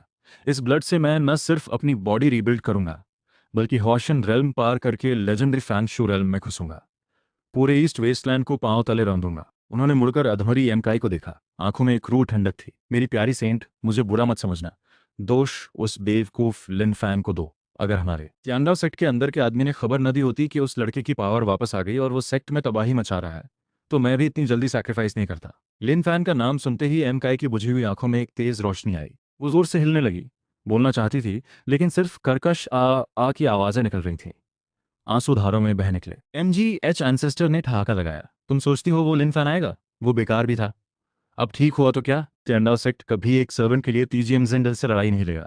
और मान लो आया भी तो मैं उसकी हड्डियां एक एक इंच उसके सामने तोड़ूंगा। तुम अपनी आंखों से उसे तड़पते देखोगी। समय हो गया। MGH एंसेस्टर ने हाथ उठाया। उसमें एक काला घिनौने रेत से भरा डीमन ब्लेड था। सैक्रिफाइस शुरू होती है। मैं तुम्हारा दिल जीते जागते निकालूंगा, वो चिल्लाया। वो ब्लेड बिजली की तरह एम काई की छाती की तरफ बढ़ी। अगर अगला जन्म हो तो एम काई फिर से पॉरेज बनाएगी। जब वो ब्लेड एम काई के दिल से बस 1 इंच दूर थी, तभी एक आवाज आई, बेहद अनॉयड और थोड़ी सी आलसी, जैसे नौ आसमान से किसी ने सबके कानों में डायरेक्टली बोला हो, आधी रात को सोने देते नहीं, यहाँ सुअर काट रहे हो। कितना शोर है। वो आवाज आते ही पूरे वैन एम ऑल्टर के आसपास की स्पेस जैसे किसी ने फ्रीज कर दी। एच एंसेस्टर ने हैरानी से देखा। उनकी वो ब्लेड वाली हैंड जैसे स्टील में जल गई। चाहे जितनी डीमन एनर्जी लगाएं, ब्लेड आगे 1 मिलीमीटर नहीं बढ़ी। ये कौन सा जादू है? नीचे घुटनों पर बैठे सैकड़ों MZNG एल्डर्स भी एक इनविजिबल प्रेशर से जमीन पर दब गए। एक उंगली उठाना भी नामुमकिन। फिर एम चाई की वो आंखें जिनका फोकस खो गया था। उस वक्त एक्सट्रीम शॉक और खुशी से वो इतनी बड़ी हो गई, आंसू बाढ़ की तरह बह निकले। वो जोर जोर से सिर हिला रही थी, आ कर रही थी, जैसे कह रही हो भागो, मेरी परवाह मत करो। लेकिन मैंने उसका वो पतला सा जिस्म देखा जो खून के दागों से भरा था, उसका वो चेहरा जो इतने खून जाने से कागज जैसा सफ़ेद था। मुझे लगा जैसे दिल की कोई नस टूट गई। न चिल्लाया, न दहाड़ा, बस बहुत शांति से श्वानमिंग टर्टल से नीचे उतरा और ऑल्टार की तरफ एक एक कदम रखता हुआ बढ़ा। मेरे कदम हल्के थे, लेकिन वहां मौजूद हर MZG पावर हाउस को लग रहा था जैसे हर कदम उनकी सोल पर पड़ रहा हो। सब पीछे हटने लगे। आंखों में ऐसा डर था जो पहले कभी नहीं देखा था, क्योंकि उन्हें समझ नहीं आ रहा था कि इस नौजवान की कल्टीवेशन लेवल क्या है। उसके जिस्म पर स्पिरिचुअल एनर्जी का कोई वेव नहीं था, लेकिन उसके सामने खड़े होने पर ऐसा लग रहा था जैसे पूरे यूनिवर्स के सामने खड़े हों। मैं ऑल्टर के किनारे पर आकर रुका, उसे ठंडी नजरों से देखा। तूने मेरी बीवी का खून बहाया। एमएच एंसेस्टर डरे हुए थे, लेकिन वो एक सेक्ट का नेता थे और ये उनका घर था। अंदर की हिम्मत ने उन्हें ब्लास्ट करवा दिया, चाहे तो कोई भी हो। TGM-ZMG में घुसकर मस्ती करने वाला आज जिंदा नहीं जाएगा। TNMG-TDF मर जा। उन्होंने अपनी लाइफ स्पैन और सोल को जलाना शुरू किया। बॉडी तुरंत ह्यूज हो गई, एक एंशंट डीमन गॉड की तरह। हाथ में वो demon blade blood red light लेकर मेरे सिर पर आई। इस एक स्ट्राइक से आधा जोजो मिट जाता। यगुंग एम्प्रेस का चेहरा बदल गया। लिन फैन सावधान, ये होशन पीक का डू और डाई स्ट्राइक है। लेकिन मैंने आंख तक नहीं झपकाई, बस धीरे से दायां हाथ उठाया। उस वर्ल्ड डिस्ट्रॉइंग ब्लेड के सामने मैंने हल्के से एक स्नैप मारी। टक। उस डेड साइलेंट रात में वो आवाज बड़ी साफ थी। अगले ही पल सबकी हैरान नजरों के सामने वो खौफनाक ब्लड रेड ब्लेड एक पल में रंग बिरंगे सोप बबल्स में बदल गई। फुस फुस फुस करके फट गई। बस एक सस्ती सी परफ्यूम की हल्की महक रह गई। क्या? नहीं हो सकता। NGH एंसेस्टर की आंखें बाहर आने वाली थीं। उनकी विशाल डीमन बॉडी हवा में झूल रही थी। उनके चेहरे पर कंप्लीट डिसबिलीफ था। उन्होंने आंखें मली, लगा जैसे किसी इल्यूजन में है। सॉरी, मेरे सपने में न्यूटन भी मेरे आगे झुकता है, तुम तो बस एक बुरा बूढ़ा हो। मेरे होठों पर एक क्रूर मुस्कान आई। दायां हाथ उठाया, हवा में एक वर्चुअल ग्रैब की। दामेंग वान गु, सेकेंड स्किल, MYSUWHN। जैसे एक इनविजिबल हैंड ने हवा में एक टोमेटो को मुट्ठी में भींचा हो। NGH एंसेस्टर हवा में ही फट गए। काला खून और टुकड़े बारिश की तरह गिरे। उनकी सोल भी डायरेक्टली क्रश हो गई। कुछ नहीं बचा। TGMZRG का नेता, फैंगशू रेल्म से बस एक कदम दूर का पावर हाउस, मेरी एक स्नैप भी नहीं झेल पाया। नेता मर गए। भागो, जल्दी एंसेस्टर का फॉर्मेशन खोलो। ऑल्टर के नीचे बचे हुए MZNG एल्डर्स पूरी तरह टूट गए। उनकी वो ताकत जिस पर उन्हें इतना घमंड था, इस इंसान के सामने एक मजाक थी। वो चीखते हुए रेंगते हुए वहां से भागने लगे। भागोगे कहाँ? आज TGMZNG में एक कुत्ता भी जिंदा नहीं जाएगा। मेरी आंखें प्योर गोल्ड हो गईं। ड्रीम लव वाटर की लहरों की तरह चारों तरफ फैला। जो भी उस वेव में आया, उनका जिस्म बिना आवाज बिना खून के बस हवा में घुल गया। ना चीख, ना निशान, बस एग्जिस्टेंस से डायरेक्टली मिटा दिए गए। 10 सांसों में वो विशाल TGMZOINGNG एक मुर्दे जैसे सन्नाटे में डूब गया। यागुंग एम्प्रेस की तलवार वाला हाथ थोड़ा कांप रहा था। वो मेरी पीठ देख रही थी। उन्हें लग रहा था जैसे उनकी सोल भी खड़ी हो गई हो। ये किसी कल्टिवेटर का तरीका नहीं था, ये किसी गॉड का था। मैंने उनकी रिएक्शन की परवाह नहीं की। सीधे सोल लॉकिंग पिलर के पास गया, हाथ बढ़ाया। वो चेन्स जिनके बारे में कहा जाता था कि बिजली भी नहीं काट सकती, एक हल्के से टच में धूल बन गई। एम का सपोर्ट खोकर आगे गिरने लगी। मैंने उसे कसकर थाम लिया। वो हल्का सा जिस्म था, उतना हल्का कि दिल में एक बार फिर कुछ टूटा। वो मेरे सीने से टिक गई। कमजोर हाथ उठाया, मेरा चेहरा छूना चाहा, लेकिन हाथ खून से भरे थे। डरी कि कहीं मेरे कपड़े गंदे न हो जाएं। हाथ वापस खींचने लगी। मैंने उसका वो ठंडा सा हाथ पकड़ा और अपने गाल से लगा लिया। आंखें बिना चाहे भीग गईं। बेवकूफ, शायद आया है तुझे घर ले जाने। अब कोई तुझे हाथ नहीं लगाएगा। मैंने सिस्टम स्पेस से एक के बाद एक जो भी सबसे पावरफुल हीलिंग मेडिसिन्स थीं सब निकाली। सब तोड़कर प्योर एनर्जी एम काई के जिस्म में भेजने लगा। लेकिन एम काई ने जो खोया था वो प्योर ब्लड था, उसकी जड़ें। कोई भी मेडिसिन वो नहीं दे सकती थी। वो बस जीती रह सके इतना हो सकता था। शायद जाया मत करो। एम काई ने मुश्किल से मुस्कुराया। वो मुस्कान बिल्कुल साफ थी, कोई शिकवा नहीं। शौर्य को इस तरह दबंग देख लिया। एम काई को बस यही चाहिए था। उसकी आंखें धीरे धीरे बंद होने लगी, सांसें और कमजोर होने लगी। नहीं, मैं तुझे मरने नहीं दूंगा, चाहे यमा के दरवाजे से भी खींच कर ला पड़े। मैंने जीभ काटी। वान गू दा मैंग डिवाइन बॉडी की ओरिजिन से निकला हल्का गोल्डन ब्लड उसके सीने पर डाला। सिस्टम, सबसे ऊंचे लेवल की ब्लड रेस्टोरेशन पिल दे, चाहे सारे ड्रीम पॉइंट्स खर्च हो जाए। डिंग, यूजर की स्ट्रॉन्ग विल डिटेक्ट हुई। 10 लाख ड्रीम पॉइंट्स खर्च होंगे। 9 रेवोल्यूशन केओस सायन लोटस पिल एक्सचेंज हो रही है। एक डार्क पर्पल रेड लाइट वाली पिल हवा में अपीयर हुई। मैंने बिना सोचे उसके होंठ खोले, पिल अंदर दी। धड़ाम, वो पिल जिसमें गई, एक समुद्र जैसी एनर्जी एक साथ फटी। वो सारे जख्म जो देखने में भी दर्दनाक थे पल भर में ठीक हो गए। एक निशान तक नहीं बचा। और बस यही नहीं, उसके सिर के ऊपर एक ह्यूज सायन लोटस की वर्चुअल इमेज फ्लोट करने लगी। आसपास की सारी स्पिरिचुअल एनर्जी पागलों की तरह उसकी तरफ खींचने लगी। कट कट की आवाजें आई जैसे कोई जंजीर टूट रही हो। एमसाई की कल्टीवेशन एक रॉकेट की तरह ऊपर गई। Qi cultivation, foundation building, golden core, nascent soul, Huashan. Huashan peak पर पहुंचकर वो मोमेंटम रुका। यागुंग एम्प्रेस एक कोने में खड़ी थी। उन्होंने अभी अभी देखा था कि उसने उसकी कल्टीवेशन डायरेक्टली हुआशन पीक पर पहुंचा दी, और साथ में एक सुप्रीम बॉडी भी रीबिल्ड हो गई। ये इंसान करता है या भगवान? ये दुनिया हो क्या रही है? धीरे धीरे एम काय के सिर से वो सायन लोटस इमेज वापस आई। उसकी लंबी लैशेज हिली और उन साफ आंखों ने धीरे से खुला। जब उसने मेरा चेहरा देखा तो वो रुक नहीं पाई, सीधे मेरे सीने में घुस गई और जोर जोर से रोने लगी। शावे, एक मीठी साफ आवाज, जैसे घाटी में कोयल बोली हो। मैं सुनकर गया, यकीन नहीं आया। नीचे देखा, वो रोते हुए मुझसे चिपकी थी। तू तू बोल सकती है? उसने सिर उठाया, आंखें भरी थीं, लेकिन जोर से सिर हिलाया। शावे, मैं बोल सकती हूँ, जैसे इतने सालों की चुप्पी का हिसाब चुका रही हूँ। बार बार मेरा नाम लेती रही। उस आवाज में जो ट्रस्ट था, जो लव था, मैंने उसे और कसकर पकड़ लिया। सिर उठाकर जोर से हंसा। हाँ हाँ हाँ, बहुत बढ़िया। आज से तू न सिर्फ बोल सकती है, बल्कि इस दुनिया की सबसे इज्जतदार औरत है। हम दोनों उस रियूनियन की खुशी में थे, तभी नीचे से एक ऐसी शेकिंग आई जो रूह हिला दे। ऑल्टर का मलबा जो अभी अभी फ्लैट हो गया था, उसके नीचे से एक ईविल एनर्जी निकली, एनजीएच एंसेस्टर से 1000 गुना ज्यादा खतरनाक। जैसे किसी डीप अबिस में सोया हुआ वर्ल्ड डिस्ट्रॉइंग बीस्ट जाग गया हो। वो एनर्जी आसमान में चढ़ी और ऊपर एक ब्लैक होल बन गया। उसमें से कैओस एनर्जी निकल रही थी और उसमें एक विशाल, डिस्क्राइब न हो सके इतनी बड़ी क्रिम्जन ट्री आई, धीरे धीरे खुली। जब उस आई ने इस दुनिया को देखा, उसी पल पूरे ईस्ट वेस्टलैंड के कल्टिवेटर्स की सोल काम गई। वो अपर रेल्म, ट्रू इमॉर्टल लेवल की सुप्रीम प्रेशर थी। फैंशू रेल्म के पावर हाउस भी उसके सामने चीटी थे। बुरा हुआ, ये तो टीजीएमजेड जिंग के उस लेजेंडरी एंशिएंट डीमन लॉर्ड की आंख है। वो एनजीएच एंसेस्टर ने मरते वक्त अपनी सोल यूज करके लास्ट ट्रैप सेट किया और इस बड़े को यहाँ बुला लिया। यवोंग एम्प्रेस का चेहरा सफेद पड़ गया।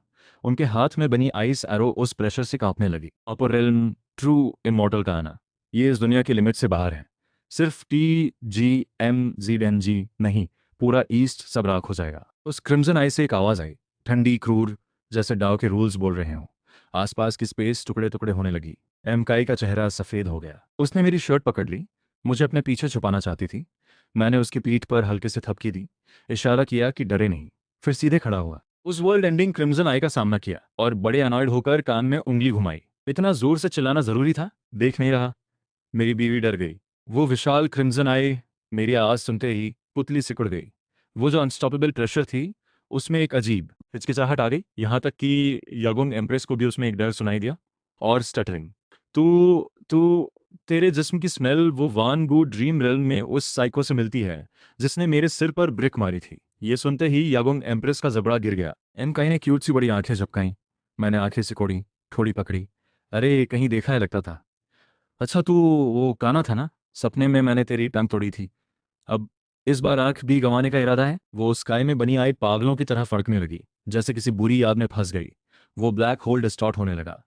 वो एंशिएंट डीमन लॉर्ड ऐसे लग रहा था जैसे वापस जाने की कोशिश कर रहा हो। भागेगा? इतनी आसानी से नहीं। मेरे होठों पर एक क्रूल मुस्कान आई। दायां पांव जमीन पर मारा, जिसम बुलेट की तरह ऊपर उड़ा, सीधे उस क्रिम्जन आई की तरफ। दा मेंग वान गू, थर्ड स्किल। सपने में सब कुछ होता है, अपना सब कुछ निकाल। मेरी उड़ती हुई बॉडी देखते हुए उस सुप्रीम डीमन लॉर्ड की चीख के साथ पूरे ईस्ट वेस्टलैंड का आसमान एक शानदार गोल्डन रेड रंग में रंग गया। और ये सब मेरे जागने का पहला दिन था। मैंने नीचे गिरे जाओ टियान को देखा और उसकी वो टुकड़ों में टूटी थंडर ब्लेड को। मुंह से एक लंबी जम्हाई निकली। सपने में 10 साल, ढेरों गॉड्स और डीमंस मारे, लेकिन अभी अभी जागा हूं तो थोड़ा डिजी तो होगा ही। आसपास खड़े वो डिसाइपल्स जो अभी अभी चिल्ला रहे थे, सब मुर्गे की तरह गर्दन दबी हुई खड़े थे। मुंह इतना खुला था कि ऑस्ट्रिच एग अंदर जाए। सब मेरे हाथ में उस दर्जनों छेद वाले बैम्बू पिलो को देख रहे थे। उनकी आंखों में एक ऐसी बेबसी थी जैसे जिंदगी का कोई मतलब न बचा हो। क्वांगले एल्डर का वो आयरन चेहरा बड़ा रोचक हो गया था।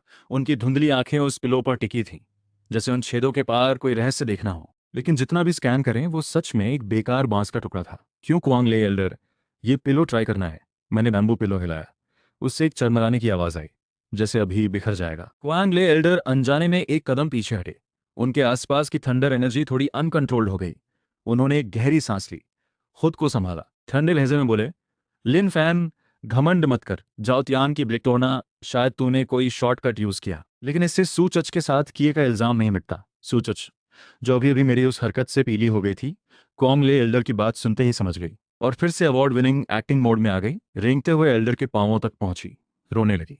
एल्डर, ये तो पहले से बेकार था, अब पावर वापस आई तो मुझ जैसी कमजोर लड़की को डराने लगा। इसकी नीयत कितनी खराब है। मैं झुका, उस घास से वो पिंक सैशे उठाया, नाक के पास ले गया, सूंघा। सूचा, जैसे किसी ने पूंछ पर पांव रखा हो। चीखी, सब देखो, सबके सामने मेरी पर्सनल चीज के साथ ये कर रहा है। ये साइको है। आसपास के डिसाइपल्स जो सच नहीं जानते थे, फिर जस्टिस वॉरियर बन गए, मुझे ताने देने लगे। मैंने मुंह बनाया, सैशे जमीन पर फेंका, मुड़ा। इतनी जल्दी मुझ पर इल्जाम लगाना है? तू कह रही है मैंने तो छुआ, लेकिन तेरे जिस्म का एक निशान नहीं। और हाँ, तेरे नाखूनों में जो स्मेल है वो जाओ तियान की लेयुआन पिल की है। सू चर्च का रोना अचानक रुक गया। आंखों में एक पल को एक्सट्रीम पैनिक आया। उसने हाथ वापस खींचना चाहा, लेकिन मेरी नजर ने उसे वहीं जकड़ दिया। लिन फैन, बकवास है। जाओ तियान, जो मलबे में से किसी तरह उठा था, सीने में एक बड़ा गड्ढा था, लेकिन गोल्डन कोर कल्टीवेशन की वजह से अभी सांस थी। उसने उंगली उठाई, वो सैशे तेरी घास से मिला था, सबूत। और तू पलटवार करने की कोशिश कर रहा है? मैं धीरे से उठा, कपड़े झाड़े, नजर पीछे वाले कब्रिस्तान की तरफ घुमाई। ठीक है, सुबह सुबह जगाया और ऊपर से मुझ पर कीचड़ उछाला। सूचच, तूने कहा तो मुझे पॉकेट मनी देने आई थी, तो बता, इन 3 सालों में कुल कितनी मिली? सूचच रुकी, उसे ये डिटेल्स याद नहीं थे। आंखें इधर उधर घुमाई, फिर हकलाते हुए बोली, 1 महीने में 10 लोअर क्वालिटी स्पिरिट स्टोन्स, 3 साल में 360। मैं हंसा, इतना हंसा कि आंखें भीग गईं। पूरे सेक्ट को पता है मैं 3 साल से पीछे वाले पहाड़ पर कब्रिस्तान में पड़ा था। सेक्ट ने मेरी आउटर डिसाइपल स्टेटस भी छीन ली थी। पॉकेट मनी कहाँ से आती? और तियांडाओ सेक्ट हमेशा बचे हुए खाने में हुआलिन पाउडर मिलाकर देता है बेकारों को, स्पिरिट स्टोन्स कभी नहीं दिए। तो ये पॉकेट मनी आई कहाँ से? क्वांगले एल्डर का चेहरा एकदम सख्त हो गया। उन्होंने सूचच की तरफ देखा। सूचच, ये क्या माजरा है? सूचच पूरी तरह घबरा गई। उसे लगा था लिनफैन वही पुराना बेवकूफ होगा, कोई भी बात बनाकर उसे फंसाया जा सकता था, लेकिन इतनी डिटेल याद होगी ये नहीं सोचा था। उसने जाओ टियान की तरफ हेल्प की नज़र से देखा। जाओ टियान उस वक्त प्योर किलिंग मोड में था, किसी की सुनने की कंडीशन में नहीं था। उसने सीने पर मुक्का मारा, जबरदस्ती ब्लड निकाला। टूटी हुई ब्लेड में थंडर एनर्जी फिर भरने लगी। सब मर जाओ। जाओ त्यान पागल हो चुका था। वो मुझे मारना चाहता था, लेकिन साथ साथ ये सारा स्कैंडल भी दबाना चाहता था। वो थंडर वेव एक रोरिंग बीस्ट की तरह पूरी झोपड़ी को पल में धूल कर गया। आसपास खड़े कुछ डिसाइपल्स भी उस वेव से उड़ गए। मैं उस थंडर के बीच में खड़ा था, बिल्कुल नहीं हिला। जब वो थंडर मेरी नाक तक आने वाली थी, मैंने धीरे से एक उंगली हवा में रखी, बट मैंने एक थप्पड़ मारा। जाओतियान एक स्पिनिंग टॉप की तरह हवा में सैकड़ों चक्कर खाया और सीधे एक खुली कब्र में जा गिरा। जिंदा था या नहीं पता नहीं। क्वांगले एल्डर को अब समझ आया कि ये गड़बड़ हो गई। उन्होंने अपनी पूरी लेट स्टेज रेल्म की प्रेशर एक पहाड़ की तरह मुझ पर डाली। लिनफैन, तूने अपने ही साथियों को नुकसान पहुंचाया, आज मैं तुझे नहीं छोड़ूंगा। उनकी बात पूरी नहीं हुई थी। मेरे पीछे की स्पेस कांपने लगी। एक golden virtual image slowly I, एक विशाल धर्मा फॉर्म जो मेरी तरह दिखती थी, आंखें बंद। उसकी प्रेजेंस ने सबकी सोल्स को हिला दिया। क्वांगले एल्डर की वो हैवी प्रेशर उस धर्मा फॉर्म के सामने एक जुगनू की तरह बुझ गई। क्वांगले, कब्रिस्तान में नाचना बंद होना चाहिए। मैंने उन्हें ठंडी नजरों से देखा। ये मत सोचना कि मुझे नहीं पता, तुम सूचचे के जरिए मुझे खत्म करवाना चाहते थे, ताकि मेरे पास जो तियांडा सेक्ट का एंट्री टोकन है वो तुम्हारे बेकार पोते को मिले। क्वांगले एल्डर का रंग पूरी तरह उड़ गया। उन्हें समझ नहीं आ रहा था कि टूटी हड्डियों वाले इंसान ने ये लेजेंडरी गॉड धर्मा फॉर्म कैसे बनाई। तभी दूर से एक रोशनी आई, एक ठंडी फ्रॉस्ट जैसी एनर्जी पूरे इलाके में फैल गई। एक सफेद कपड़ों वाली बेहद खूबसूरत लेकिन बर्फ जैसी ठंडी औरत फ्लाइंग सोल पर खड़ी धीरे धीरे नीचे आई। उसने जमीन पर पड़ी सूचच को एक नजर नहीं दी, बस उन साफ आंखों से जिनमें एक अजीब सी उलझन थी मेरी तरफ देखा। यही थी मेरी वो सीनियर सिस्टर और तियांदा सेट की इस जनरेशन की होली मेडन, शिन क्यांगशु। लिन फैन, तुम सच में ठीक हो गए। शिन क्यांगशु की आवाज अभी भी वैसी थी, ठंडी, कोई इमोशन नहीं। मैंने धर्मा फॉर्म वापस ली। और फिर से वो आलसी वाला मोड़ आ गया। पास रखा एक बड़ा घूंट उठाया, एक घूंट पुरानी शराब पी और तुम्हारी बदौलत 3 साल हड्डियां टूटती रहीं, पर सपनों में चैन जरूर मिला। शेन चिंगशुए ने माथे पर हल्की सी शिकन डाली। उसने एक नज़र बुरी तरह जख्मी झाओ तियानवा पर डाली, फिर कांपते हुए कुआंगली बड़े पर, और फिर मेरी तरफ देखा। ठीक है, तुम्हारी शक्ति वापस आ गई है। सू चाचा ने जो झूठा इल्जाम लगाया था वो मैं खुद जांचूंगी, लेकिन तुमने इतनी बेरहमी से हाथ उठाया कि पूरे सेक्ट में दहशत फैल गई है। चलो मेरे साथ सेक्ट प्रमुख से मिलने चलो। उस बूढ़े से मिलने जाऊं? मैंने हाथ हिलाते हुए कहा। कोई इंटरेस्ट नहीं, अभी नींद पूरी नहीं हुई। और हाँ शेन दीदी, वो दोनों के बीच की शादी की संधि मैं पहले ही रद्द करने कागज लिख चुका हूँ। जो घास का ढेर अभी बिखरा है उसी में कहीं पड़े हैं, खुद ढूंढ लो, शुक्रिया की जरूरत नहीं। शेन चिंगशुई के जबड़े में हल्की सी कंपी आई। उसने मुझे घूरते हुए देखा। उसके हमेशा ठंडे रहने वाले चेहरे पर आज पहली बार एक अजीब सा गुस्सा दिखा। लिनफान, क्या तुम सच में इतना नफरत करते हो मुझसे? नफरत? हाँ हाँ, मैंने हंसते हुए सिर हिलाया। दीदी, तुम खुद को ज्यादा ही अहमियत दे रही हो। मेरी नज़र में वो शादी की संधि उस पिगपेन की सबसे मोटी सुअरनी के खाने जितनी भी अहमियत नहीं रखती। मैं आलसी आदमी हूँ, बेकार लोगों के साथ वक्त बर्बाद करना पसंद नहीं। इतना कहकर मैंने शेन चिंशुए के उस नीले पड़ते चेहरे की परवाह किए बिना पिगपेन की तरफ मुड़ गया। ये 3 साल सफाई करते हुए भले ही बेकार लगे हों, पर वो सैकड़ों स्पिरिट बीस्ट्स और हजारों कछुए ही मेरे असली दोस्त थे। दादा, मैं वापस आ गया। बगीचे में घुसने से पहले ही मैं जोर से आवाज लगाई। अगले ही पल पूरा स्पिरिट बीस्ट गार्डन, जो पहले एकदम शांत था, अचानक हलचल से भर उठा। दर्जनों बर्फ जैसे सफेद स्पिरिट बीस्ट्स पागलों की तरह बाड़े तोड़कर बाहर निकल आए, मुझे घेर कर रगड़ने और आवाजें लगाने लगे। वो बूढ़ा कछुआ जैसे मैं अक्सर तकिया बनाकर सोता था, चारों छोटी छोटी टांगें चलाता हुआ तेजी से मेरे पास आया और सिर अंदर बाहर करने लगा। लिन फान रुको। शेन चिंगशुए पीछे दौड़ती चली आई। मैं रुका और बिना खुश हुए पलटा। दीदी, इतनी बड़ी सेंट लेडी और इतनी फुर्सत? उसने स्पिरिट बीस्ट से घिरे मुझे देखा और उसकी आंखों में एक अजीब सी चमक आई। सेक्ट प्रमुख ने कहा है, अगर तुम माफी मांगो और मान लो कि वो सब डीमन का असर था, तो हेड डिसाइपल की जगह फिर से तुम्हारी है। माफी? मैंने ठंडी हंसी हंसी सबसे मोटे स्पिरिट बीस्ट की पीठ पर एक थपकी मारी। झूझू, दीदी को बताओ, क्या मुझे किसी से माफी मांगनी चाहिए? वो मोटा सुअर जैसे मेरी बात समझ गया। शेन चिंगशुए की तरफ 2 बार फुफकारा और बड़ी मजे से आंखें तरे रहीं। शेन चिंगशुए का चेहरा अजीब अजीब रंग बदलने लगा। जो स्पिरिट बीस्ट हमेशा घमंडी रहते थे, इनर डिसाइपल्स को भी नहीं पूछते थे, वो आज मुझसे इस तरह घुले मिले हैं। उसे एहसास हुआ कि इन 3 सालों में मेरे अंदर जो बदलाव आया है वो उसकी सोच से कहीं ज्यादा है। शेन दी, अगर जाना नहीं है तो ठीक है, एक काम कर दो। मैंने पास पड़े गोबर के ढेर की तरफ इशारा किया। इसे पीछे पहाड़ की श्वेनियन फ्रूट फॉरेस्ट में फेंक दो। मैं वहां एक छप्पर बनाकर दोपहर की नींद लेना चाहता हूं। तुम? शेन चिंगशुए बिल्कुल टूट गई। वो पूरे ईस्ट वेस्टलैंड के युवाओं की ड्रीम गर्ल थी, और मैं उसे गोबर उठाने को कह रहा हूं? लिन फान, हद मत करो, उसने गुस्से में कहा। हाथ में आइस सोर्ड की रोशनी टिमटिमाने लगी। हद? मैं धीरे धीरे उसके पास गया। दोनों के बीच एक बालिश का फासला। मुझे उसके बदन से कमल जैसी हल्की खुशबू आई और उसे मेरी सांसों में शराब की महक। दीदी, उस वक्त मैंने तुम्हारे लिए डीमन सेट का वो हमला रोका था और अपनी सोर बोन खो दी। तुमने कहा था अगर मैं बर्बाद हो गया तो जिंदगी भर मेरी देखभाल करोगी। फिर क्या हुआ? तुमने कल्टीवेशन के लिए मुझसे किनारा कर लिया, और जिस दिन मुझे सेट से निकाला गया उस दिन सबके सामने कहा कि मैं तुम्हारे बराबर खड़े होने लायक नहीं। शेन चिंगशुए की आंखें पल भर में भटक गईं। वो नजरें चुराने की, वो तुम्हारी विल पावर परखने के लिए था। जाओ उसकी। मैंने बेशर्मी से काटा। मेरा हिसाब बहुत सीधा है, जो मेरे साथ अच्छा करे मैं उसके साथ अच्छा करूं। इन 3 सालों में रोज मुझसे मिलने आने वाली बस एक थी, वो गूंगी लड़की मीचाई। मीचाई का नाम सुनते ही शेन चिंगशुए के चेहरे पर कुछ बदला। वो 3 दिन पहले ही ताइशांग बड़े के साथ चली गई है। कहते हैं उसे सेंट्रल स्टेट में किसी से शादी के लिए भेजा गया है। मेरी आंखें पल में ठंडी हो गईं। चारों तरफ की हवा जैसे उसी पल जम गई। क्या बोला? शेन चिंगशुए मेरे अंदर से उठती उस अचानक किलिंग इंटेंट से डरकर पीछे हटने की। वो सेक्ट का फैसला था। मिचाई के बॉडी कॉन्स्टिट्यूशन में कुछ खास है। वो भले ही कल्टीवेट नहीं कर सकती, पर सेंट्रल स्टेट के बड़े फैमिलीज के लिए काम की है। मेरे पैरों तले की पत्थर की पटिया पल में टुकड़े टुकड़े हो गई। वो स्पिरिट बीस्ट जो पहले शांत थे, जैसे मालिक का गुस्सा भाप गए, सब बेचैन और आक्रामक हो उठे। आंखें लाल हो गईं। बूढ़ा वाकई सठिया गया है। ये ठंडे शब्द मेरे मुंह से निकले और मैं पलटकर एक कदम उठाया। ये कदम पहले जैसा नहीं था, सीधे आसमान को चीरता हुआ। जब तक शेन चिंगशुए कुछ समझती, मैं पहले से ही ट्यानडाओ सेक्ट के मुख्य हॉल में खड़ा था। उस वक्त सेक्ट प्रमुख और कई बड़े झाओ त्यानबा को पीटे जाने का हिसाब किताब कर रहे थे। मुझे अचानक हॉल के बीच में देखकर सब कुर्सियों से उछल पड़े। लिन फान, ये बदतमीजी है, एक बड़े ने गरजते हुए कहा। मैंने उसे बिल्कुल नजरअंदाज किया। सीधे ऊंची जगह बैठे उस सफेद दाढ़ी वाले बूढ़े को घूरा। बूढ़े, मीचाई कहाँ है? सेक्ट प्रमुख ने आंखें सिकोड़कर मेरे फटे पुराने कपड़ों को देखा और ठंडी हंसी हंसा। लिन फान शक्ति वापस आई तो बस किस्मत से। मीचाई का सेंट्रल स्टेट जाना उसके लिए अच्छा है। सेक्ट के लिए एक बढ़िया पिल मिलेगा, खुश होना चाहिए। मैं जोर से हंसा। उस हंसी में बेपनाह किलिंग इंटेंट और तंज भरा था। एक छोटी सी दवाई के लिए जो लड़की 3 साल मेरी सेवा करती रही, उसे बेच दिया। मैंने हाथ बढ़ाया और सेक्ट प्रमुख के सामने रखी उस 10,000 साल पुरानी जेड टेबल पर हल्के से एक थपकी मारी। धड़ाम। वो टेबल जो युआनिंग 7 स्टेज के पूरे वार को झेल सकती थी, उसी पल उड़कर 1000 टुकड़ों में बिखर गई।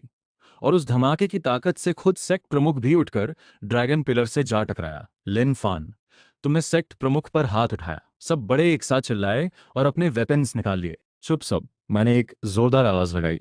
मेरे पीछे वो एंशंट धर्मा फिगर फिर प्रकट हुई। इस बार उसने आंखें खोली। उसी पल पूरे तियान दाओ सेक्ट के आसपास 100 कोस तक सारे पक्षी जमीन पर गिर पड़े। सारे जानवर झुककर बैठ गए। वो एंशंट एरा की दहशत सबके सोल को तहस नहस कर रही थी। बूढ़े, तुम्हारे पास 3 सेकंड है। मीचाई कहाँ है बताओ, वरना आज के बाद पूरे ईस्ट वेस्टलैंड में तियान दाओ सेक्ट का नाम नहीं रहेगा। सेक्ट प्रमुख उस वक्त इतना डरा हुआ था जैसे रूह निकल गई हो। वो समझ गया मैं मजाक नहीं कर रहा। ये लेवल तो ट्रिबुलेशन क्रॉसिंग से भी ऊपर है, लगभग उस लेजेंडरी दरवाजे के एकदम करीब।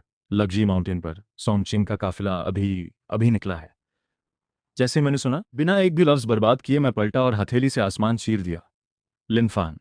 शेन चिंगशुए उसी वक्त पीछे से आई। हॉल की हालत देखकर वो जड़ हो गई। मैंने पलटकर एक नज़र डाली। उस नज़र में पहले जैसी कोई नरमी नहीं थी।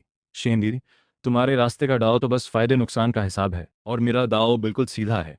जो मेरे साथ हो वो बचे, जो मेरे खिलाफ हो वो खत्म। इतना कहकर मैं उस आसमान के रास्ते में गायब हो गया। लग्जी माउंटेन पर एक लंबा चौड़ा जुलूस जा रहा था। ये वेडिंग कॉन्वॉय कम जेल में ले जा ज्यादा लग रहा था। दर्जनों जिंदन 7 स्टेज के डिसाइपल्स फूलों की पालकी के चारों तरफ तैनात थे। मीचाई उसी पालकी में बैठी थी, छोटे हाथों में एक टूटा हुआ लकड़ी का खिलौना कसकर पकड़े हुए। वो खिलौना मैंने 3 साल पहले फुर्सत में उसके लिए बनाया था। जैसे ही काफिला ट्रांसमिशन एरे में घुसने वाला था, आसमान अचानक काला हो गया। एक विशाल हथेली का निशान ऊपर से आया और ट्रांसमिशन एरे को चूर चूर कर दिया। ये कौन है? काफिले के अगुए ने जोर से चिल्लाया। मैं उन्हीं फटे पुराने भूरे कपड़ों में बादलों से धीरे धीरे नीचे उतरा। हर कदम पर जमीन पर सोने के कमल खिलते जाते, हर कदम पर पूरी दुनिया झुकती जाती। मालिक। मीचाई पालकी से बाहर झांकी। मुझे देखते ही उसकी आंखों से आंसू बह निकले। मैं पालकी के पास गया। उन दर्जनों जिंदन डिसाइपल्स की डरी हुई नजरों के सामने मैंने धीरे से मीचाई का छोटा हाथ थाम लिया। मूर्ख, खाना खाया था? मीचाई ने जोर से सिर हिलाया। गले से ऊ की आवाज निकली और वो नन्ही बच्ची की तरह रोते हुए मुस्कुरा दी। लिनफान, काफिले के अगुए ने मुझे पहचान लिया और डर जा। जानते हो किससे पंगा ले रहे हो? सेंट्रल स्टेट का सू फैमिली। सेंट्रल स्टेट का सू फैमिली? मैंने ठंडी हंसी हंसी, उंगली हल्के से उठाई। एक सुनहरी रोशनी चमकी और वो यूआनियन अर्ली स्टेज का अगुआ एक शब्द भी नहीं बोल पाया, सीधे खून के बुलबुले में बदल गया। कोई भी हो, मेरे किसी के साथ हाथ लगाया तो भगवान भी आए, जमीन में दफन होना पड़ेगा। मैं नीचाई का हाथ थामे उन डिसाइपल्स की आंखें फटी की फटी देखते हुए धीरे धीरे तियानडाओ सेक्ट वापस चला। पूरे रास्ते किसी की हिम्मत नहीं हुई। स्पिरिट बीस्ट गार्डन वापस पहुंचकर मैं एक घास के ढेर पर बैठ गया। मीचाई ने आदत से आग जलाई और दलिया चढ़ा दिया। लिनफान, तुमने बड़ी मुसीबत मोल ले ली है। शेन चिंगशुए फिर आ पहुंची। वो काफी थकी और परेशान लग रही थी। मैं दलिया पीते हुए चपचप करता रहा। लगा ये स्वाद सपनों के किसी एलिक्सर से भी अच्छा है। सुनो, मैंने शेन चिंगशुए की तरफ देखा। दीदी, क्या सू फैमिली बहुत बड़ी है? शेन चिंगशुए ने हाँ में सिर हिलाया। सेंट्रल स्टेट के सू फैमिली में कॉम्बिनेशन 7 स्टेज का पुराना एंसेस्टर बैठा है। Combination 7 stage? मैं हंसा। पलटकर बूढ़े कछुए से बोला, लावलियो, तेरी नज़र में कॉम्बिनेशन 7 स्टेज कितना बड़ा है? बूढ़े कछुए ने एक बुलबुला उड़ाया, चेहरे पर पूरी नज़रअंदाजी। मुझे भी लगा खास कुछ नहीं। मैंने आलसी से अंगड़ाई ली। नीचाई, आगे से उस जई हॉल में काम करने जाना, यही मेरे पास सो जाया करो। नीचाई का चेहरा लाल हो गया। उसने जोर जोर से सिर हिलाया। शेन चिंगशुए अभी कुछ बोलने वाली थी कि अचानक ऊपर बादों के पार से एक गंभीर आवाज पूरे आसमान में गूंजी। ध्यान दाओ सेक्ट के छोटो, मेरे सू फैमिली का खून वापस करो, वरना एक भी जानदार नहीं बचेगा।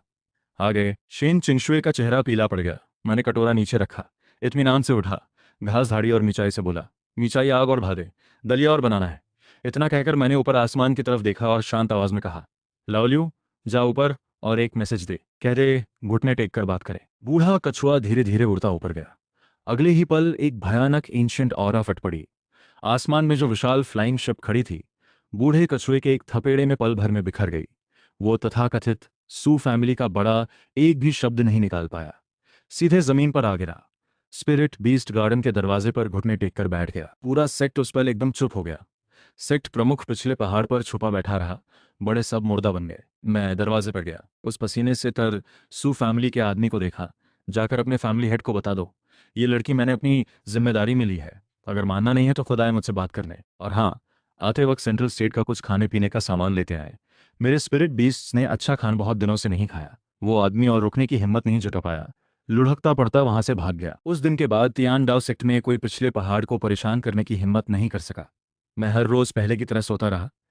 मीचाई हर रोज दलिया बनाती रही। बस स्पिरिट बीस्ट गार्डन के वो सुअर थोड़े ज्यादा ही निराले हो गए। एक दिन शेन चिंगशुए ने देखा, मैं एक सुअर को सोर्ड टेक्निक सिखा रहा हूँ। लिनफान, ये क्या कर रहे हो? वो पूरी तरह समझ नहीं पा रही थी। मैं उसे सिखा रहा हूँ कि इस कठोर दुनिया में आराम से कैसे जिया जाए, मैंने आलसी लहजे में कहा। बात अभी खत्म भी नहीं हुई थी कि उस मोटे सुअर ने एक खुर हिलाया। एक जबरदस्त सोर्ड एनर्जी आसमान की तरफ गई और तियान डसेक्ट का पूरा एक पहाड़ कट गया। शेन चिंगशुए का दिमाग हिल गया। फिर एक दिन सिस्टम में एक नया नोटिफिकेशन दिखा। डिंग, होस्ट की नींद का कुल समय 10 लाख घड़ी पूरा हुआ। ग्रेट ड्रीम इमॉर्टल बॉडी का दूसरा फेज जागने की तैयारी में है। स्पिरिट पावर जाग रही है। मैंने आंखें खोली, देखा मीचाई कपड़े धो रही है। मैंने कहा, मीचाई अब तू बोल सकती है। अगले ही पल मीचाई के पूरे शरीर में एक झुरझुरी आई, एक पवित्र रोशनी उसके अंदर से फूटी। मालिक, वो बोली, आवाज साफ और मीठी जैसे पहाड़ी झरना बह रहा हो। खुद उसे यकीन नहीं हुआ। मैं भी चौंक गया। तभी पूरे ईस्ट वेस्टलैंड के ऊपर आसमान में एक बड़ी दरार उभरी। एक ऐसी एनर्जी उतरी जो इस दुनिया की नहीं थी। हो, इतने समय से ढूंढ रहा था। इस गरीब जगह में छुपे बैठे हो। एक काली परछाई उस दरार से निकली। उसकी नजर सीधे नीचाई पर टिक गई। आसमान में वो काली दरार जैसे एक गहरी खाई थी। बेशुमार वॉइड स्टॉर्म्स और भयानक आंधियां पूरे ईस्ट वेस्टलैंड में बिखर गईं। जो आसमान पहले साफ था वो पल में अंधेरा हो गया। वो प्रेशर जो इस दुनिया के रूल्स की सीमा से ऊपर थी। तियान डाओ सेक्ट में सेक्ट प्रमुख से लेकर आउटर डिसाइपल तक सबके घुटने टेकवा गई। स्पिरिट पावर रुक गई। सबके बॉडीज जैसे जम गए। उस दरार से जो काला साया उतरा वो धीरे धीरे साफ होने लगा। एक डार्क गोल्ड रंग के बड़े कपड़े पहने नौजवान था। उसके दोनों पैर हवा में थे। चारों तरफ की स्पेस टूट रही थी। वो नौजवान ऊंचाई से नीचे देख रहा था। उसकी आंखें ठंडी थीं, जैसे किसी को कुचलने के लिए तैयार कीड़े दिख रहा हो। उसने धीरे से हाथ उठाया, उंगली स्पिरिट बीस्ट गार्डन में कसकर। नौजवान की आवाज ज्यादा तेज नहीं थी, पर जैसे बिजली की तरह हर किसी के दिमाग में कड़कड़ाई। उसमें एक ऐसा रोब था जिसे ठुकराना नामुमकिन था। शेन चिंगशुए उस प्रेशर में खुद को संभाले हुए थी। मुंह के कोने से खून की एक धार निकली। उसने निराश होकर ऊपर देखा। ये अपर रेल्म का इंसान है, किंवदंतियों वाला, जो वॉइड को पार कर ट्रू इमॉर्टल से भी आगे निकल गया। अपर रेल्म का गॉडसन। पूरा ईस्ट वेस्टलैंड खत्म हुआ। उस कयामत जैसी प्रेशर के सामने मीचाई का चेहरा जरूर सफेद पड़ गया था, पर उसने दोनों हाथ फैलाकर मेरे सामने खड़े होकर रोक लिया। मालिक, भागो। अभी अभी बोलना सीखा था। आवाज में अभी भी थरथराहट थी, पर आंखें एकदम दृढ़ थीं, जैसे मुझे बचाने के लिए वो खुद भगवान से भी भिड़ जाती। मैंने उसकी वो कमजोर मगर अड़ी हुई पीठ देखी। दिल के सबसे नरम कोने में जैसे किसी ने जोर से धक्का मारा। मैंने धीरे से उसके सिर पर हाथ रखा, उसे पीछे खींचा। मूर्ख, मैं रोज क्या सिखाता था? जो बिना तमीज के चिल्लाए, जो कुत्ते की तरह दंगा करे, उससे डरना नहीं, बस उसकी टांगें तोड़ दो। मेरी आवाज ज्यादा तेज नहीं थी, बल्कि थोड़ी नींद की खुमारी भी थी। पर उस शांत स्पिरिट बीस्ट गार्डन में वो आवाज कानों में अजीब तरह से चुभी। आसमान में ऊंचाई पर खड़े उस गॉडसन के चेहरे पर पहली बार कुछ बदला। उसके ठंडे चेहरे पर एक हल्की सी हंसी आई। तुम जैसे तुच्छ इंसान के शरीर में गंदा खून बहता है, और तुमने मेरी यानी इस गॉडसन की शान को चुनौती दी। आज सिर्फ इस फर्नेस को नहीं, तुम्हारे इस बेकार सेक्ट को भी मिट्टी में मिला दूंगा। गॉडसन ने दाहिना हाथ उठाया। हथेली में एक काली बिजली इकट्ठी होने लगी। उस बिजली में छुपी तबाही की एनर्जी इतनी भारी थी कि पूरे तियानडाओ सेक्ट के पहाड़ कांपने लगे। लगा जैसे अगले ही पल सब मिट जाएगा। सेक्ट प्रमुख और वो बड़े लोग इतने डर गए कि रोते गिड़गिड़ाते माथा टेकने लगे। गॉडसन महाराज, गुस्सा मत होइए। ये सब लिन फान की करतूत है। हमारे तियानडाओ सेक्ट का इससे कोई लेना देना नहीं। कृपया हमें माफ करें। उन कमजोर हड्डियों की गिड़गिड़ाहट सुनकर मैंने थका हुआ एक लंबी सांस ली। तियानडाओ सेक्ट में ऐसे लोग हैं, सच में बड़ा बुरा भाग्य है। मैंने आलसी अंगड़ाई ली, ऊपर उस छाती ठोककर आसमान में खड़े अपर रेल्म के गॉडसन की तरफ देखा और दो शब्द निकाले, नीचे आ। जैसे ही मेरी स्पिरिट ऑफ वर्ड्स की शक्ति चली, ऊपर खड़े उस गॉडसन का चेहरा अचानक बदल गया। उसने डर के साथ महसूस किया कि उसके बॉडी में जो अटक पावर थी वो उसी पल बिल्कुल वैसे सिकुड़ गई जैसे बिल्ली को देखकर चूहा। सीधे दांटियान में जाकर छुप गई। इसके बाद एक ऐसी रूल पावर ऊपर से उसके सिर पर दबाई कि जो अपर रेल्म के हेवन से भी ऊपर, पूरी यूनिवर्स के लॉज से भी परे थी। वो थी ग्रेट ड्रीम धर्मा। धड़ाम, एक जोरदार आवाज हुई। जो गॉडसन अभी तक भगवान की तरह उतरा था वो कटी पतंग की तरह ऊपर से सीधे नीचे आया, मुंह के बल गिरा। स्पिरिट बीस्ट गार्डन के सबसे गहरे कीचड़ के गड्ढे में, इतनी गहरी जगह जहां इंसान के आकार का 10-12 मीटर गहरा गड्ढा बन गया। वो तबाही की बिजली जो तियान दाओ सेक्ट को मिटाने वाली थी, फुस करके बुझ गई। एक चिंगारी तक नहीं बची। पूरा माहौल एकदम सन्नाटे में डूब गया। सब उसी तरह माथा टेके बैठे रहे, जैसे भूत देख लिया हो। शेन चिंगशुए की आंखें फटी की फटी गईं, सांस तक रुक गई। मैं आराम से उस गड्ढे के किनारे गया, किनारे की टूटी मिट्टी ठोकरी से हटाई। अभी ऊपर से इतना चिल्ला रहे थे, नीचे आते ही मिट्टी खाने लगे। गड्ढे में वो गॉडसन पूरी तरह बदबूदार गुहर और कीचड़ में लिथड़ा पड़ा था। उसने मुश्किल से सिर उठाया। वो चेहरा जो पहले कितना रोबदार और खूबसूरत था, अब बुरी तरह मरोड़ा हुआ था। तुमने क्या जादू किया? मैं अपर रेलम के एंशिएंट क्लैन का गॉडसन हूँ। मेरी बेइज्जती की तो मेरा क्लैन तुम्हारी आत्मा तक नहीं छोड़ेगा। उसकी बेकार की धमकियां सुनकर मुझे बस झल्लाहट हुई।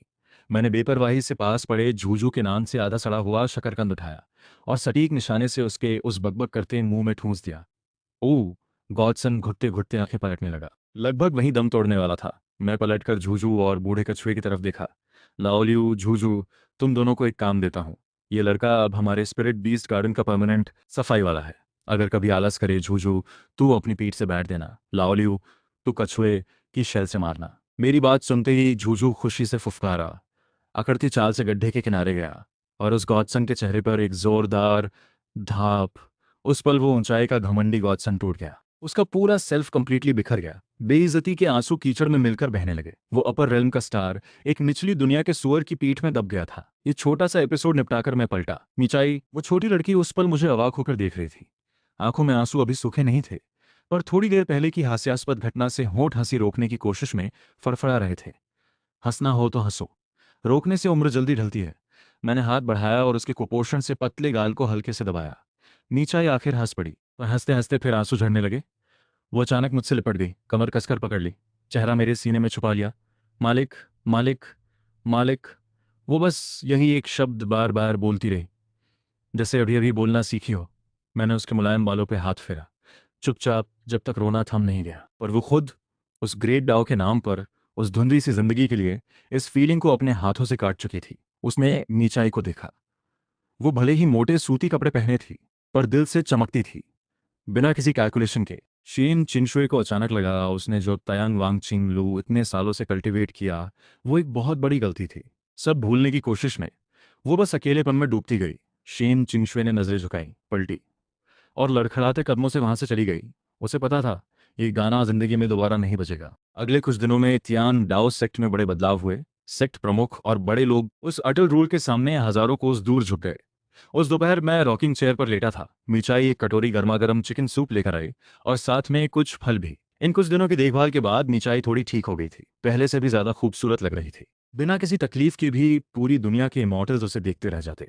मैंने कटोरा उठाया, एक बड़ा घूंट लिया। एकदम ताज़ा, नरम और खुशबूदार। सच में लाजवाब था।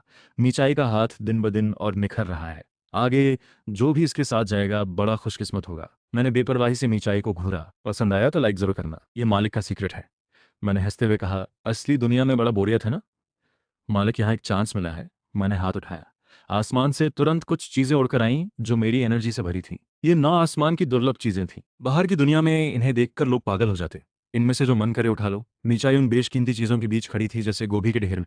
मालिक, इतनी सारी, मुंह से निकल गया, लेकिन एक भी उठाने की हिम्मत नहीं है। मालिक, सीधे तुझे दे रहे हैं। यहाँ इस ड्रीम स्पेस में ना थकान है, ना कोई उम्मीद का बोझ। मैं खुद तेरी कल्टीवेशन राइड करूंगा। बाहर की दुनिया में एक दिन बीता, ड्रीम स्पेस में तो। मैंने हंसते हुए हाथ हिलाया। मिचाई ने तुरंत उस महान मास्टर वाली ऑरा समेट ली। एक खुश मिजाज चिड़िया की तरह कटोरा उठाया और रसोई की तरफ दौड़ गई। मैं आंखें बंद करके एक और झपकी लेने वाला था कि पूरे टियान दाओ सेक्ट की जमीन अचानक जोर से कांपने लगी। ये झटका जमीन के नीचे से नहीं आया था, बल्कि ऊपर आसमान से। आसमान के बादल एक भयानक ताकत से फटकर अलग हो गए। नीला आसमान एक अजीब रंग में बदल गया। कानफोड़ू युद्ध की आवाजों के साथ एक के बाद एक पहाड़ जैसे बड़े बड़े ब्रॉन्ज वॉरशिप्स खाली आसमान से। पूरे 108 ब्रॉन्ज वॉरशिप्स ने पूरे ईस्ट वेस्टलैंड का आसमान ढक दिया। उन शिप्स पर भारी कवच पहने सोल्जर्स खड़े थे। वो सारी मिली हुई किलिंग एनर्जी इतनी भारी थी कि ईस्ट वेस्टलैंड के कमजोर कल्टिवेटर्स वहीं बेहोश हो गए। त्यान डा सेक्ट का सेक्ट प्रोटेक्शन फॉर्मेशन 2 घड़ी भी नहीं टिका, बर्फ की तरह पिघल गया। सेक्ट प्रमुख और बड़े आसमान में वो विशाल फ्लीट देखकर सीधे बेहोश होने की कगार पर पहुंच गए। गोबर साफ कर रहे गॉडसन ने यह नजारा देखा तो खुशी से झूम उठा। हा हा हा हा, मेरे क्लैन की वॉइड फ्लीट है। एंसेस्टर्स खुद उतरे हैं। निचली दुनिया के कीड़ों, तुम्हारा वक्त आ गया। जब एंसेस्टर्स तुम्हें पकड़ेंगे, तब मैं इन कुछ दिनों की सारी बेइज्जती 1000 गुना वसूल दूंगा। रोज रोज गोबर खिलाऊंगा। गॉडसन मेरी तरफ इशारा करते हुए पागलों की तरह चिल्ला रहा था। आंखों में बदले की चमक थी। बूढ़ा कछुआ ऊपर जाने की सोच रहा था, पर उस विशाल फ्लीट की प्रेशर में सिकुड़ता जा रहा था। जूजू भी डर के मारे गोबर के गड्ढे में जा गिरा। तभी रसोई से एक खुशबू आई। मिचाई दोबारा गर्म किया हुआ सेंचुरी एग पॉरेज लेकर आई। उसने ऊपर तक नजर नहीं उठाई, बस शांति से पॉरेज स्टोन टेबल पर रखा। मालिक, दलिया गर्म है, जलाना मत। मैंने कटोरा उठाया, ऊपर फूंक मारी, एक घूंट लिया। स्वाद एकदम सही था। कटोरा रखा, ऊपर आसमान में भरे उन ब्रॉन्ज वॉरशिप्स को देखा, फिर पागलों की तरह चिल्ला रहे गॉडसन को देखा। एक लंबी सांस ली और रॉकिंग चेयर से उठा। आज मूड ठीक था, किसी को मारने का मन नहीं था, पर ऊपर से आए ये लोग, किसी की नींद खराब करना कोई अच्छी बात नहीं है। मैंने दाहिना हाथ उठाया, हल्के से स्नैप मारा। ग्रेट ड्रीम धर्मा का दूसरा फेज, ड्रीम डिसेंट, एक्टिवेट हुआ। एक अदृश्य लहर मुझसे फैलती हुई। उस पल तक जो फ्लीट अपनी धाक जमाए खड़ी थी, उस लहर के छूते ही सब हिचकिचाने लगे। उन अपर रेल्म सोल्जर्स की आंखों में एक पल के लिए कुछ जम सा गया, फिर उनके शरीर अनकंट्रोलेबल तरीके से बदलने लगे। चीखते चिल्लाते वो सब अपर रेल्म के सोल्जर्स एक बड़े झुंड में बदल गए। 108 विशाल वॉरशिप्स अब ऊंचाई पर तैरते एक विशाल झुंड में तब्दील हो गए। ये कैसे हो सकता है? गॉडसन के चेहरे की सारी हेकड़ी उसी पल जम गई, खौफ और हैरानी में बदल गई।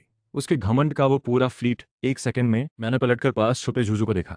जूजू देख, ऊपर वो सब तेरे यार हैं, उनकी जिम्मेदारी तुझे दी। जो ना माने उस पर अपना स्पेशल मूव चला देना। जूजू ने ये सुना तो आंखें चमकी, डर एकदम गायब। वो मजे से उड़ा और एक बड़े पिगपेन में घुस गया। जल्द ही आसमान पर एक बड़ा हंगामा दिखने लगा। मैं गोबर में पड़े गॉडसन के पास गया, उसके चेहरे पर हल्के से थपकी मारी। घबरा मत, अच्छे दिन अभी आने हैं। चूंकि तुम्हारे क्लान को इतनी धूमधाम पसंद है, तो सब यहीं रुकें और गोबर साफ करें। तभी आसमान की सबसे बड़ी मेन शिप, जो स्पाइडर शिप थी, उसमें से एक भयानक एनर्जी फटी। एक पहाड़ जितना बड़ा सुपर साइज स्पाइडर निकला, जिसके पूरे बदन से पीक लेवल ऑरा निकल रही थी। उसने आसमान हिला देने वाली गर्जना की। दुष्ट, मुझे छोड़ो, मैं तुझे टुकड़े टुकड़े करूंगा। ये ग्रेट एंसेस्टर क्लियरली इस बैटल ग्रुप का सबसे ताकतवर था। अपनी पावर के बल पर उसने किसी तरह अपना ओरिजिनल फॉर्म थाम रखा था। वो पागलों की तरह ब्लड लाइन जला रहा था, बंधन तोड़ने की कोशिश में। मैंने उस हाफ ट्रांसफॉर्म्ड जायंट को देखा, हल्के से जम्हाई ली। पलटकर मीचाई से बोला, मीचाई, रसोई से मालिक का बड़ा चाकू ले आ, और थोड़ा अदरक का पानी भी तैयार करना। आज रात अपर रेल्म गोल्ड स्पाइडर की सब्जी बनेगी। मीचाई ने मेरी बात सुनते ही तुरंत साफ और खुशनुमा आवाज में कहा, जी मालिक, और रसोई की तरफ दौड़ गई। मैंने मीचाई की हल्की चाल देखी, फिर ऊपर आसमान में चीखती उस भीड़ को देखा। मुझे खुशी हुई, एक लंबी सांस ली। इतने बड़े झंझट कहाँ से आते रहते हैं? सुकून से जिंदगी जियो, सुअर पालो, दलिया पियो, यही असली जिंदगी है। मैं रॉकिंग चेयर पर टिक गया, आंखें हल्की बंद की, दोपहर की धूप का मजा लेने लगा।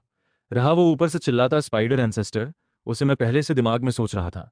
रेड ब्रेज बनाऊं या फिर dry fry? Spirit beast garden में हल्की हवा बही, और पूरे ईस्ट वेस्टलैंड की कल्टीवेशन दुनिया का नजरिया उसी पल हमेशा के लिए बदल गया। मिचाई थोड़ी देर में रसोई से निकली। हाथ में वो बड़ा चाकू था जो पहले सब्जी काटने के काम आता था। उसकी धार पर अभी भी रून्स की रोशनी टिमटिमा रही थी। दूसरे हाथ में एक बड़ा सफेद बोल था, जिसमें बारीक कटी क्रिसैंथेमम और अदर स्पाइसेस भरे थे। मालिक, चाकू लाए। मीचाई ने चीजें प्यार से स्टोन टेबल पर रखीं, और साथ में एक गर्म तौलिया भी दिया। मैंने तौलिया लिया, आराम से हाथ पोंछे, ऊपर अभी भी तड़फड़ाते उस गोल्डन स्पाइडर को देखा। हंसी आ गई। अपर रेल्म के एंसेस्टर्स की लाइफ फोर्स सच में जबरदस्त होती है। ग्रेट ड्रीम धर्मा से फोर्सफुली बदल दिए गए, फिर भी ओरिजिनल पावर की हलचल बची हुई है। मैं वो बड़ा वेजिटेबल क्लीवर उठाया, हाथ में तौला, फिर ऊपर की तरफ आवाज लगाई, ऊपर वाले मोटे सुनहरे भाई, खुद नीचे उतरकर साफ होकर दो, या मैं ऊपर आकर तुम्हें काट कूट के 4 स्यू बना दूं। आसमान में वो विशाल गोल्डन स्पाइडर ये सुनकर इतना भड़का कि पूरे बदन के बाल सुइयों की तरह खड़े हो गए। बेशर्म, मैं इस दुनिया को पूरी तरह मिटा दूंगा। मैंने थका कर कान खुजाया, पलटकर मिचाई को देखा। ये बूढ़ा उस चाकू जैसा ही है, जीत नहीं पा रहा तो बस बड़बड़ा रहा है। अपर रेल्म वाले सब ऐसे ही होते हैं क्या? मिचाई बहुत शांत थी, आंखों में साफ समझ थी। मालिक सही कह रहे हैं, ये सब बस खोखली बातें करते हैं। मैंने हल्के से सिर हिलाया, दाहिना हाथ उठाया, वेजिटेबल क्लीवर कसकर थामा, जानबूझकर आसमान की तरफ झुकाया। ग्रेट ड्रीम धर्मा का पीक लेवल एक्टिवेट हुआ। एक अदृश्य और अकल्पनीय नाइफ लाइट आसमान की तरफ उठी। कोई धमाका नहीं, कोई ड्रामेटिक दृश्य नहीं, बस हल्के से उस विशाल गोल्डन स्पाइडर के ऊपर से गुजरी। एक सेकंड पहले तक जो पागलों की तरह चिल्ला रहा था, वो अचानक चुप हो गया। वो पहाड़ जितना विशाल शरीर आधे आसमान में अकड़ गया। फिर जो हुआ वो सबने आंखें फाड़ कर देखा। उस गोल्डन स्पाइडर के शरीर की सतह पर एक तेज रोशनी फटी। जो ट्रू इमॉर्टल बॉडी अभेद्य मानी जाती थी, उसके बाल खुद ब खुद झड़ने लगे, और वो आधे आसमान में उल्टा हो गया। आसमान में एक ड्रीम फायर प्रकट हुई। उस विशाल पिग जैसे शरीर को चारों तरफ से लपेट लिया। चिड़चिड़ाती आवाज के साथ मांस भरने लगा। सुनहरी चर्बी की बूंदें नीचे खाली आसमान में गिरी, और जहां जहां गिरी वहां प्योर ट्रू इमॉर्टल धर्मा की एनर्जी की बारिश हो गई। ये कैसे हो सकता है? गोबर के गड्ढे में काम कर रहे गॉडसन ने ये देखा। टांगे कांपी, सीधे घुटने टेक दिए। मुंह पर गंदगी लग गई पर उसे होश नहीं था।